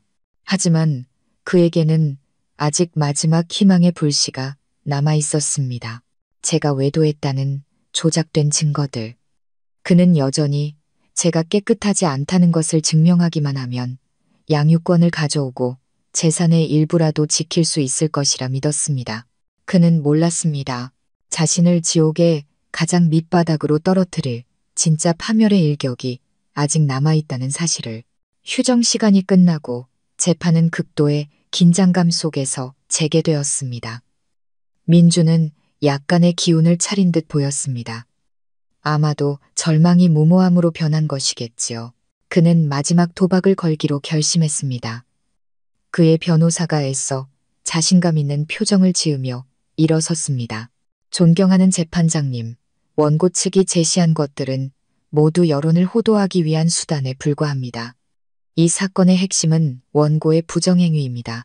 저희는 기존의 입장을 고수하며 저희가 제출한 외도 증거들을 재판부께서 신중히 검토해 주시길 요청하는 바입니다. 그는 여전히 조작된 사진들에 매달리며 상황을 반전시킬 수 있다는 헛된 희망을 품고 있었습니다. 법정의 모든 시선이 다시 우리를 향했습니다. 김 변호사가 어떻게 반격할지 모두가 숨죽여 지켜보았습니다. 하지만 이번에 김 변호사는 아무 말도 하지 않았습니다. 그는 그저 법원 서기에게 신호를 보냈고 대형 스크린이 다시 한번 켜졌습니다. 하지만 이번에 화면에 나타난 것은 딱딱한 서류가 아닌 영상이었습니다. 민준의 저택 거실 전체를 조망하는 천장 각도에서 몰래 촬영된 영상. 영상이 시작되자 술과 분노로 얼굴이 시뻘개진 민준이 소파에 앉아있는 모습이 나타났습니다. 맞은편에는 시어머니가 앉아 있었고 민준의 분노에 찬 목소리가 울려 퍼졌습니다. 바로 저와 오빠가 도청장치를 통해 들었던 그 대화였습니다. 보세요, 어머니. 틀림없이 누군가 저를 음해하고 있어요. 모든 게 저한테 불리하게 돌아가고 있다고요. 하지만 전 지지 않을 겁니다. 이미 다 준비해놨어요. 사람 시켜서 서연이 그년이 다른 놈이랑 붙어먹는 사진 몇 장 만들어놨어요. 법정에서 터뜨릴 겁니다. 그때도 그년이 고개 빳빳이 들고 다닐 수 있는지 보자고요. 제가 온 세상 사람들한테 전현이 바람나서 집 나간 파렴치한 년이라는 걸 증명할 겁니다. 한 글자 한 글자가 죽은 듯 조용한 법정 안에 선명하게 울려 퍼졌습니다. 피고석의 민주는 화면을 뚫어져라 쳐다보며 그대로 얼어붙었습니다. 그는 가장 사적이고 가장 추악한 자신의 음모가 온 세상에 공개적으로 상영되고 있다는 사실을 믿을 수 없었습니다. 영상은 시어머니의 날카로운 목소리로 이어졌습니다. 그래, 아들아, 그렇게 해야지. 사회에서 완전히 매장시켜버려야 해. 배신자 같은 년은 절대 행복하게 살게 둬선 안 돼. 스스로 자백한 더 이상 부인할 수 없는 증거. 민준의 변호사는 입을 떡 벌린 채 얼굴이 새하얗게 질렸고 손에 들고 있던 서류철이 바닥으로 떨어졌습니다. 그의 연극, 그의 웅변은 이제 우스꽝스러운 광대노름이 되어버렸습니다. 하지만 악몽은 아직 끝나지 않았습니다. 김 변호사가 다시 한번 신호를 보내자 화면은 다른 영상으로 바뀌었습니다. 이번에는 민준의 사무실이었습니다. 여전히 민준이었지만 좀 더 제정신인 상태의 민준이었습니다. 그는 자신의 변호사와 대화하고 있었습니다. 어떤 방법을 쓰든 상관없어. 가짜 증거라도 좋으니까 무조건 전현을 이겨야 해. 난 전현이 빈손으로 쫓겨나고 양육권도 뺏기는 꼴을 봐야겠어. 돈은 얼마가 들든 상관없으니 그렇게 만들어. 조작과 무고의 모든 음모가 이보다 더 잔인할 수 없을 만큼 적나라하게 벗겨졌습니다. 법정은 수군거리는 소리로 폭발할 것 같았습니다. 재판장은 분노로 얼굴이 붉어진 채 망치를 강하게 내리쳤습니다. 그는 전례 없이 엄격한 눈빛으로 민준을 쏘아 보았습니다. 피고 박민준, 이 영상들에 대해 할 말 있습니까? 민준은 아무 말도 하지 못하고 그저 더듬거렸습니다. 아닙니다. 저건 조작입니다. 짜깁기라고요. 하지만 그의 힘없는 부인을 더 이상 믿는 사람은 아무도 없었습니다. 모든 것이 너무나 명백했습니다. 마지막 비밀의 장막이 걷히고 추악하고 벌거벗은 진실만이 남았습니다. 미친 듯한 비명이 침묵을 갈랐습니다. 민주는 벌떡 일어나 두 눈을 부릅떴습니다. 그는 저를 손가락으로 가리키며 상처 입은 짐승처럼 울부짖었습니다. 너야, 전부 너 때문이야. 네가 판 함정이었어. 이 악독한 년. 그는 저를 잡아먹을 듯이 달려들었지만 법정 경위들이 재빨리 그를 제압했습니다. 민주는 발버둥치며 끊임없이 욕설을 퍼붓고 소리 질렀습니다. 그가 애써 쌓아 올린 위선과 동정의 가면은 완전히 벗겨지고 뒤틀리고 광기에 찬 추악한 맨얼굴만이 남았습니다. 아들이 체포되고 가문의 모든 음모가 탄로나는 것을 목격한 시어머니는 결국 충격을 이기지 못하고 눈을 뒤집으며 그 자리에서 실신했습니다. 법정은 순식간에 아수라장이 되었습니다. 재판장은 질서를 회복시키기 위해 계속해서 망치를 두드려야 했습니다. 저는 의자에 조용히 앉아 이 모든 광경을 아무런 감정의 동요 없이 지켜보았습니다. 모든 것이 끝났습니다. 마지막 연극의 막이 내렸고 아기는 스스로 자신의 가면을 벗어던졌습니다. 정의는 더디게 올지라도 결국에는 반드시 온다는 것을. 그리고 민준에게 내려질 판결은 법의 심판뿐만 아니라 양심의 심판이자 온 사회의 경멸이 될 것이었습니다. 민준이 법정 밖으로 끌려나가고 시어머니가 응급실로 실려간 후 재판은 마침내 재개될 수 있었습니다. 반박할 수 없는 증거들 앞에서 변론은 매우 신속하게 진행되었습니다. 민준의 변호사는 더 이상 변호할 말을 찾지 못하고 그저 고개를 숙여 패배를 인정했습니다. 재판부는 약 1시간 동안 합의를 거쳤습니다. 재판장이 다시 법정으로 돌아왔을 때 모두가 숨을 죽였습니다. 그는 자리에서 일어나 엄숙한 목소리로 최종 판결을 낭독하기 시작했습니다. 본 재판부는 사건 기록 및 법정에서 제시된 모든 증거를 검토한 결과 피고 박민준의 행위가 혼인 및 가족에 관한 법률을 위반했을 뿐만 아니라 형사 범죄의 혐의가 있는 매우 중대한 사안이라고 판단합니다. 이에 재판부는 다음과 같이 최종 판결합니다. 그는 잠시 말을 멈춘 후 또박또박 힘주어 읽어내려갔습니다. 첫째, 원고 강서연의 이혼 청구를 인용한다. 원고 강서연과 피고 박민준의 혼인관계는 금일부로 공식적으로 해소되었음을 선언한다. 저는 안도의 한숨을 내쉬었습니다. 마침내 자유를 얻은 것입니다. 8년간의 지옥이 공식적으로 막을 내렸습니다.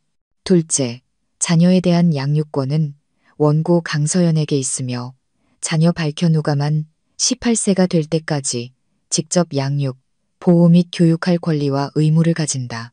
피고 박민준은 자녀가 대학을 졸업할 때까지 매월 300만 원의 양육비를 지급할 의무가 있다. 재판장은 계속했습니다. 셋째, 재산 분할에 관하여 피고 박민준의 가정폭력, 외도 및 혼인 파탄의 전적인 책임이 인정되므로 다음과 같이 분할한다. 현재 거주 중인 타워팰리스 아파트는 자녀의 안정적인 주거 환경 보장을 위해 원고 강서연의 단독 소유로 한다. 모든 공동명의 은행 계좌의 잔고는 원고 70%, 피고 30%로 분할한다. 성진건설의 지분에 관해서는 현재 회사가 금융비리 혐의로 조사를 받고 있으므로 관계기관의 결론이 나온 후 법원에서 추가 판결을 내릴 것이다. 판결 하나하나가 민준의 인생과 커리어에 밝히는 대못과 같았습니다. 그는 모든 것을 잃었습니다. 아내, 아들, 그리고 거의 모든 재산까지. 하지만 최악은 아직 남아 있었습니다. 마지막으로 재판장은 엄격한 목소리로 말했습니다. 피고 박민준의 상해, 무고 및 증거 위조 행위는 형사 범죄 구성 요건을 충족한다고 판단되는 바, 본 재판부는 이 사건 기록 전체를 검찰로 이송하여 법률에 따라 수사 및 기소 절차를 진행하도록 명한다. 재판장의 망치가 단호하고 힘차게 책상을 내리치며 모든 것에 마침표를 찍었습니다. 제가 이겼습니다. 완벽한 승리였습니다. 저는 김 변호사를 돌아보며 고개 숙여 감사 인사를 전했습니다. 그는 따뜻하고 진심 어린 미소로 화답했습니다. 축하합니다, 서연 씨. 새로운 삶을 살 자격이 충분하십니다. 제가 법원을 나섰을 때 밖은 아수라장이었습니다. 기자들이 저를 둘러쌌고 수많은 카메라와 마이크가 제 얼굴을 향했습니다. 질문들이 빗발쳤습니다. 하지만 저는 더 이상 두렵지 않았습니다. 저는 허리를 꼿꼿이 펴고 그들을 똑바로 바라보며 차분하고 명확한 목소리로 말했습니다. 관심 가져주셔서 감사합니다. 진실은 법정에서 모두 밝혀졌습니다. 저는 사법부의 공정한 판단을 믿습니다. 이제부터 저는 아들과 함께 새로운 삶, 평온한 삶을 시작하고 싶을 뿐입니다. 말을 마친 저는 더 이상의 질문에 답하지 않고 발걸음을 옮겼습니다. 인파가 저절로 갈라지며 길을 터주었습니다. 그들의 눈빛은 더 이상 비난 섞인 호기심이 아니었습니다. 존중과 약간의 연민이 담겨 있었습니다. 그 후 민준 모자의 삶은 오빠가 말했던 현실의 지옥 그 자체였습니다. 성진건설은 즉시 세무조사를 받았고 공사비 횡령, 탈세, 뇌물 공여 등 수많은 비리가 드러나 결국 파산했습니다. 채권자들과 계약이 파기된 협력업체들이 벌떼처럼 몰려들었습니다. 민주는 상해, 무고, 그리고 여러 경제 범죄 혐의로 징역 7년형을 선고받았습니다. 선고 공판날 그의 모습은 아무런 생기도 없는 살아있는 송장 같았다고 합니다. 시어머니는 병원에서 깨어난 후 아들이 감옥에 가고 모든 재산이 사라졌다는 소식에 큰 충격을 받고 두 번째 뇌졸중으로 쓰러졌습니다. 이번에는 전신이 마비되어 그저 누워서 어눌한 소리만 낼 수 있게 되었습니다. 유일하게 남아있던 그녀의 집도 은행에 넘어가 빚을 갚는 데 쓰였습니다. 그녀는 여생을 요양원에서 고독과 후회 속에서 보내야 했습니다. 어떤 친척도 그녀를 찾아오지 않았다고 들었습니다. 그들은 스스로 자신들의 미래와 명예를 파괴한 것입니다. 인과응보는 빠르든 늦든 반드시 찾아옵니다. 그리고 그들의 가족에게는 너무나 빠르고 잔혹하게 찾아왔습니다. 저는 더 이상 통쾌함을 느끼지 않았습니다. 그저 마음이 평온해졌습니다. 모든 원한은 사라졌습니다. 제 인생의 낡은 한 챕터가 완전히 닫혔습니다. 이제 저는 빛과 희망만이 가득한 새로운 챕터를 써 내려가야 할 시간이었습니다. 폭풍이 지나간 후 제게는 맑고 평온한 하늘이 펼쳐졌습니다. 저는 제가 얻게 된 재산으로 화려하게 사는 삶을 택하지 않았습니다. 지난 힘든 시간들은 제게 진정한 행복이 돈이나 물질이 아닌 마음의 평화에 있다는 것을 가르쳐 주었습니다. 저는 고통스러운 기억이 가득한 그 타워 팰리스를 팔고 조용한 교회에 더 작고 아늑한 집을 샀습니다. 아들 현우가 시끄러운 도시의 소음과 구설수에서 벗어나 맑고 깨끗한 환경에서 자라길 바랐습니다. 저와 오빠의 관계는 그 어느 때보다 돈독해졌습니다. 오빠는 더 이상 미스터리한 거물이 아닌 언제나 제 곁에서 우리 모자를 지켜주는 든든한 오빠로 돌아왔습니다. 오빠는 자주 집에 들러 현우와 놀아주었습니다.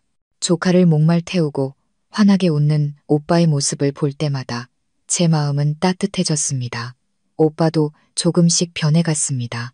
차갑고 날카로운 모습 대신 따뜻하고 차분한 모습이 늘어났습니다. 아마도 저와 현우를 지켜낸 것이 지난 수년간 오빠의 마음을 짓눌렀던 응어리와 자책감을 풀어준 모양입니다. 저는 제 열정을 되찾기로 결심했습니다. 더 이상 동시통역사로 일하지는 않았습니다.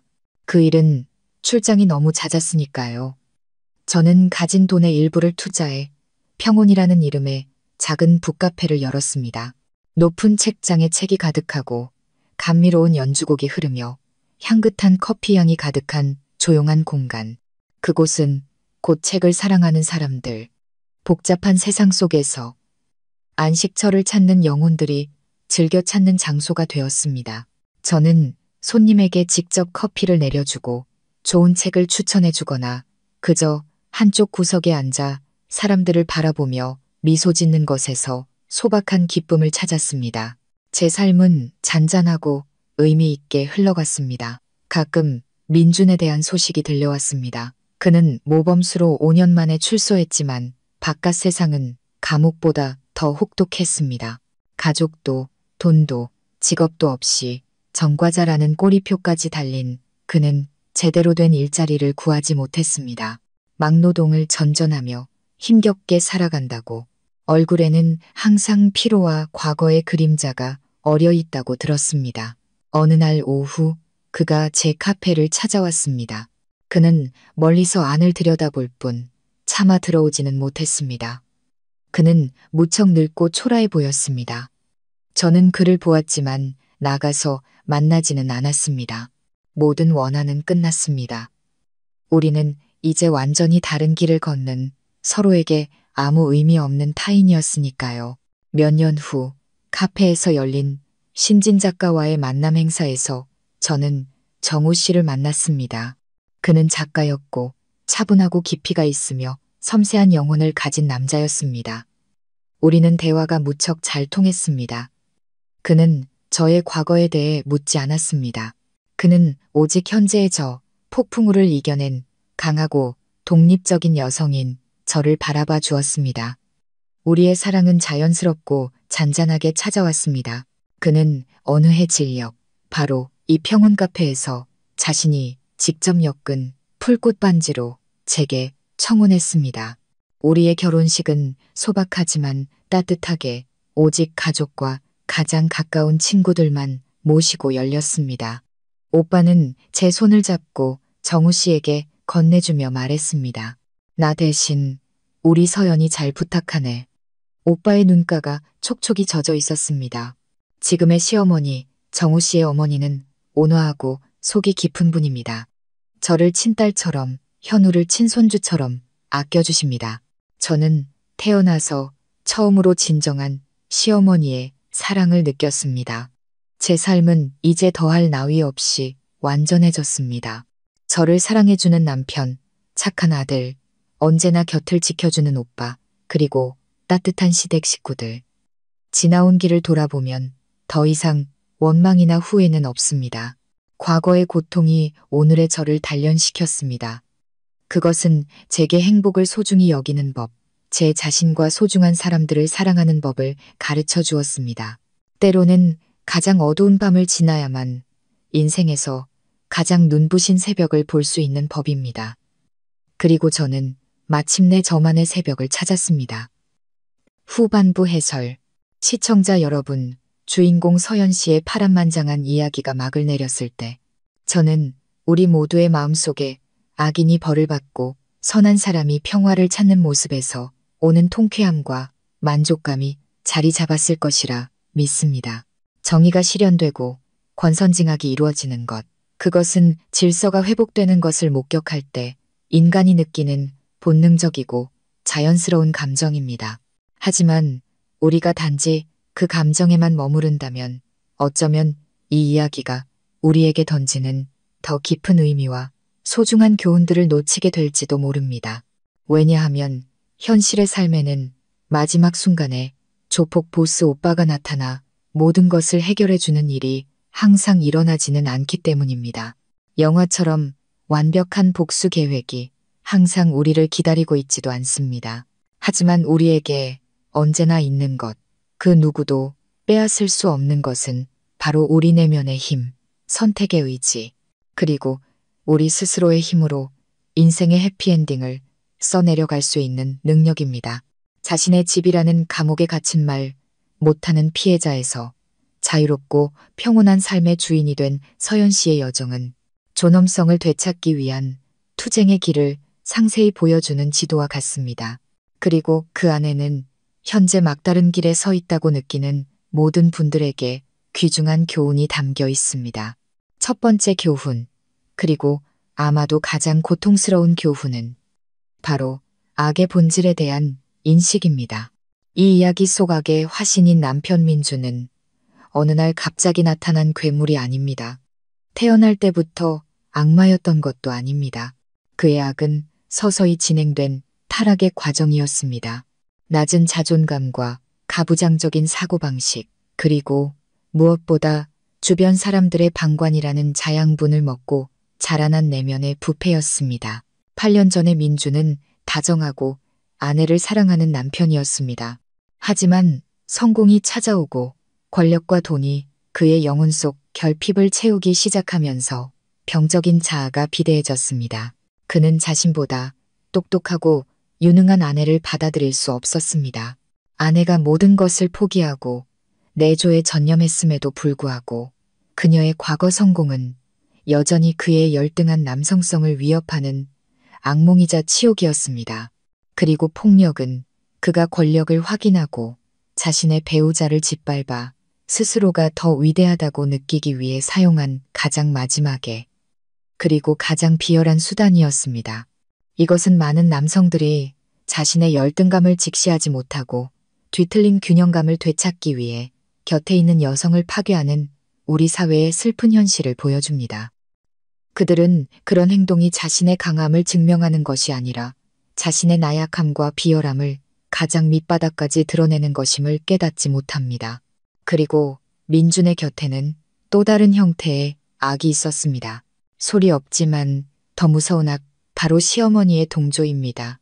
그녀는 며느리를 직접 때리지는 않았지만 남편이 화낼 땐 아내가 참는 법이라거나 남자는 체면이 중요하니 네가 좀 참아라와 같은 방관적인 말들은 민준 내면의 폭력이라는 괴물을 매일같이 키워낸 독약이었습니다.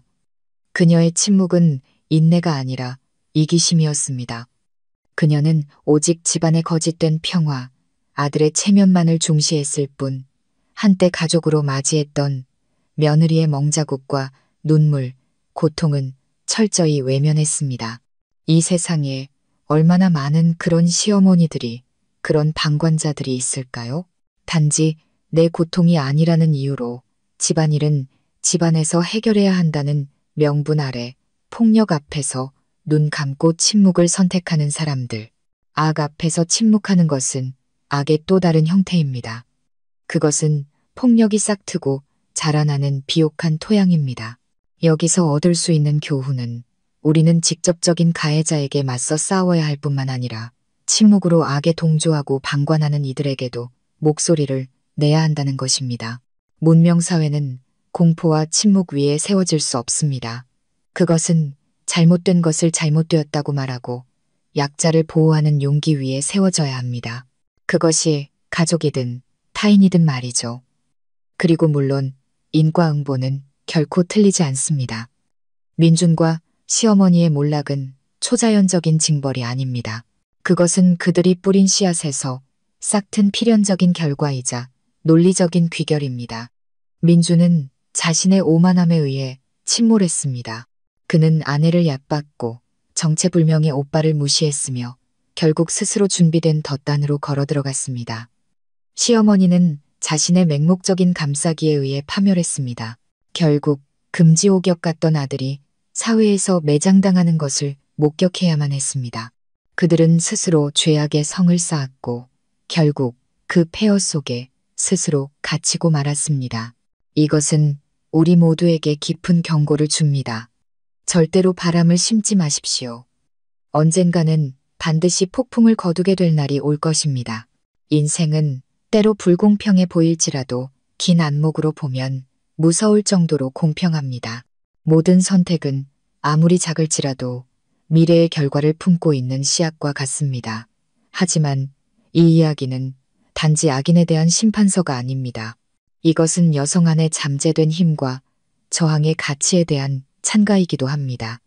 주인공 서연 씨는 처음에는 다른 많은 여성들처럼 인내하고 참고 견뎠습니다. 자신의 희생이 아이를 위한 것이고 아이에게 온전한 가정을 지켜주기 위한 것이라고 스스로를 속였습니다. 이것은 매우 흔하고 위험한 심리적 함정입니다.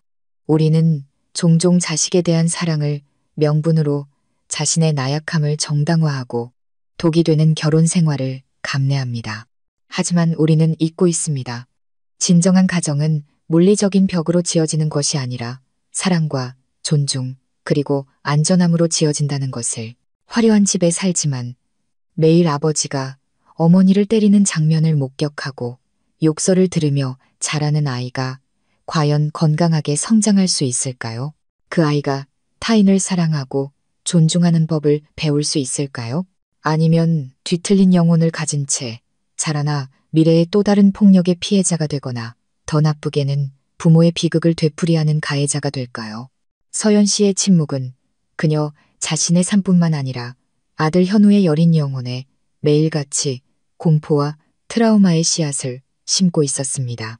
그녀의 저항은 자신을 구하기 위함일 뿐만 아니라 아들의 미래를 구하고 폭력이라는 악순환의 고리를 끊기 위함이었습니다. 이야기의 전환점, 창고 문이 쾅하고 닫히는 순간은 강력한 은유입니다. 그것은 단순한 신체적 감금이 아니라 정신의 마지막 감옥이었습니다. 모든 탈출구가 막히고 마지막 희망마저 사라진 듯 보였을 때, 바로 그때 서연 씨 내면에 잠재된 힘이 깨어났습니다. 그녀는 울부짖거나 애원하지 않았습니다. 그녀는 행동했습니다. 아들에게 신호를 보내는 작고 절박하지만 결정적인 행동을. 그 비밀 신호는 단순한 암호가 아니었습니다. 그것은 준비의 상징이자 서연 씨가 가장 어두운 날을 위해 스스로 만들어둔 한 줄기 희미한 빛이었습니다. 여기서 얻을 교훈은 무엇일까요? 바로 막다른 골목에 몰릴 때까지 기다렸다가 저항할 방법을 찾지 말라는 것입니다. 항상 자신만의 비밀 신호, 즉 플랜 B를 준비해 두십시오. 그것은 비상금일 수도, 꾸준히 갈고 닦은 전문 기술일 수도, 든든한 친구 관계망일 수도, 혹은 부당함의 아니오라고 말할 수 있는 용기일 수도 있습니다. 당신의 한계가 침범당했을 때 저항이 반드시 격렬한 싸움일 필요는 없습니다. 때로는 나는 더 나은 대우를 받을 자격이 있다는 마음속에 단호한 결심, 작은 행동 하나에서 시작됩니다. 기억하십시오. 당신은 그 누구의 소유물도 아닙니다. 당신은 안전하고 존중받으며 살아갈 권리가 있는 독립적인 존재입니다. 그리고 이것은 다음의 중요한 교훈으로 이어집니다. 바로 생명선, 즉 지원 시스템의 중요성입니다. 이야기 속에서 오빠는 구원자이자 전능한 힘으로 등장합니다. 하지만 현실에서 당신의 오빠는 조폭 보스가 아닐 수도 있습니다. 당신의 오빠는 당신이 믿는 친구, 가족, 심리상담사, 변호사 또는 여성 보호 단체일 수 있습니다. 문제는 당신의 오빠가 누구냐가 아니라 당신이 그들에게 신호를 보낼 용기가 있느냐입니다. 서연 씨는 매우 똑똑하고 용감한 일을 했습니다.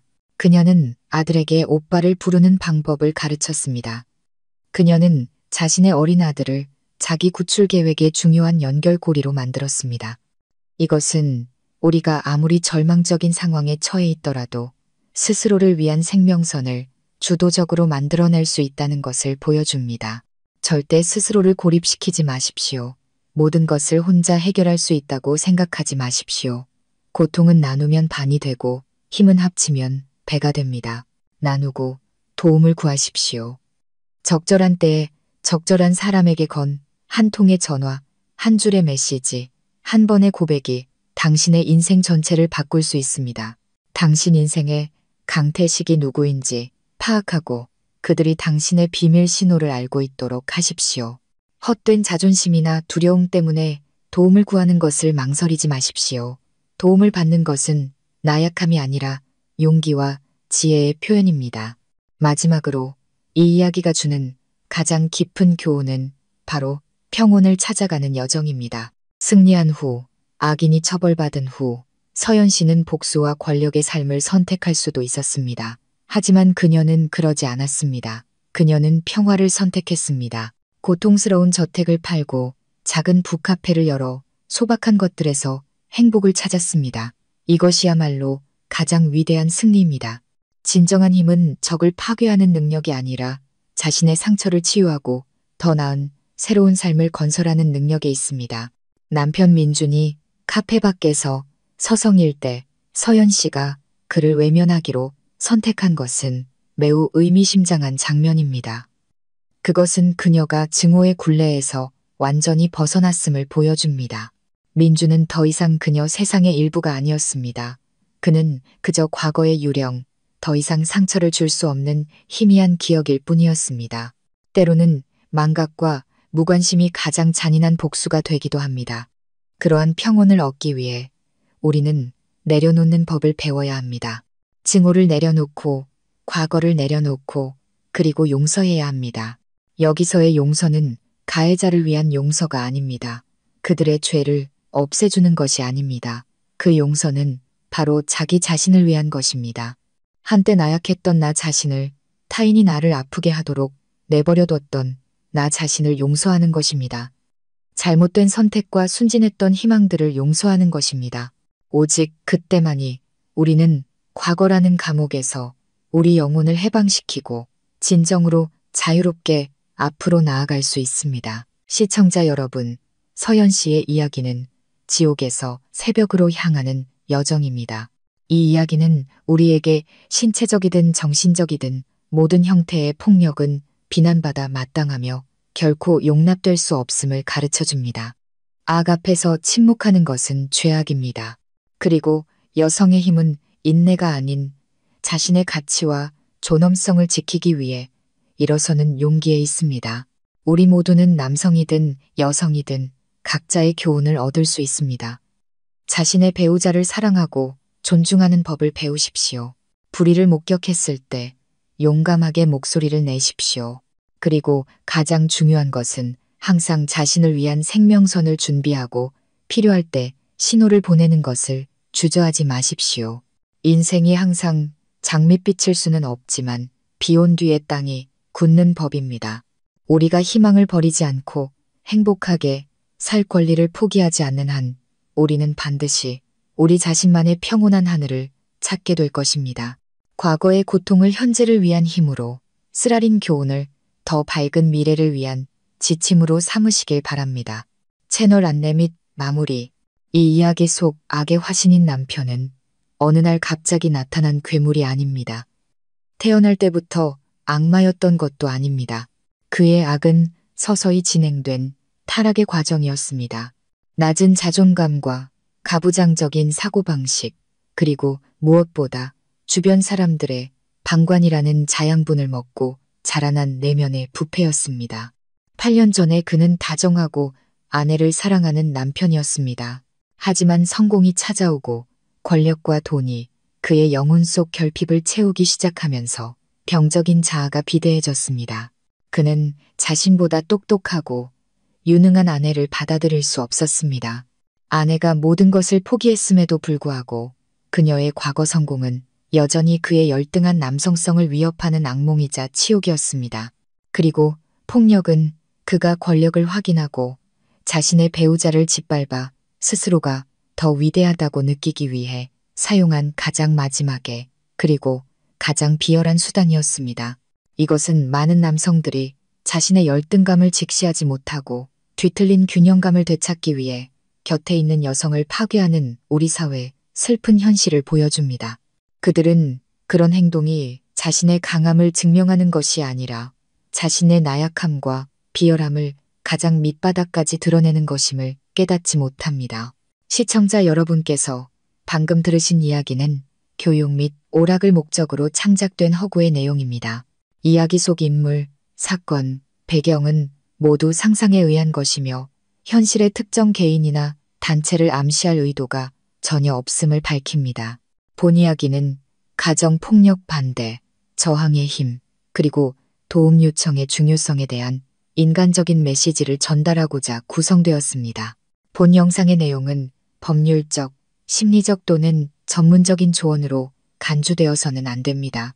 만약 시청자 여러분 또는 주변 분들이 가정폭력이나 심리적 어려움과 같은 유사한 문제에 직면해 계신다면 정확하고 시기적절한 도움을 받으실 수 있도록 반드시 전문가, 변호사 또는 관련 기관 및 단체에 상담과 지원을 요청하시기 바랍니다. 지금까지 저희의 이야기를 경청해 주셔서 진심으로 감사합니다. 여유로운 노후 채널은 시청자 여러분과 함께 인생의 다양한 이야기와 깊이 있는 교훈을 나누며 더 나은 삶, 더 행복한 삶을 함께 만들어가는 동반자가 되고자 합니다. 오늘 이야기가 여러분의 마음에 작은 울림을 주었다면 좋아요와 공유 버튼을 눌러 주변 분들과 함께 나눠주시길 바랍니다. 그리고 무엇보다 구독과 알림 설정을 통해 앞으로 이어질 의미 있는 이야기들을 놓치지 마세요. 여러분의 구독 하나하나가 저희에게는 더 좋은 콘텐츠를 만드는 가장 큰 원동력이 됩니다. 그럼 다음 이야기에서 다시 찾아뵙겠습니다.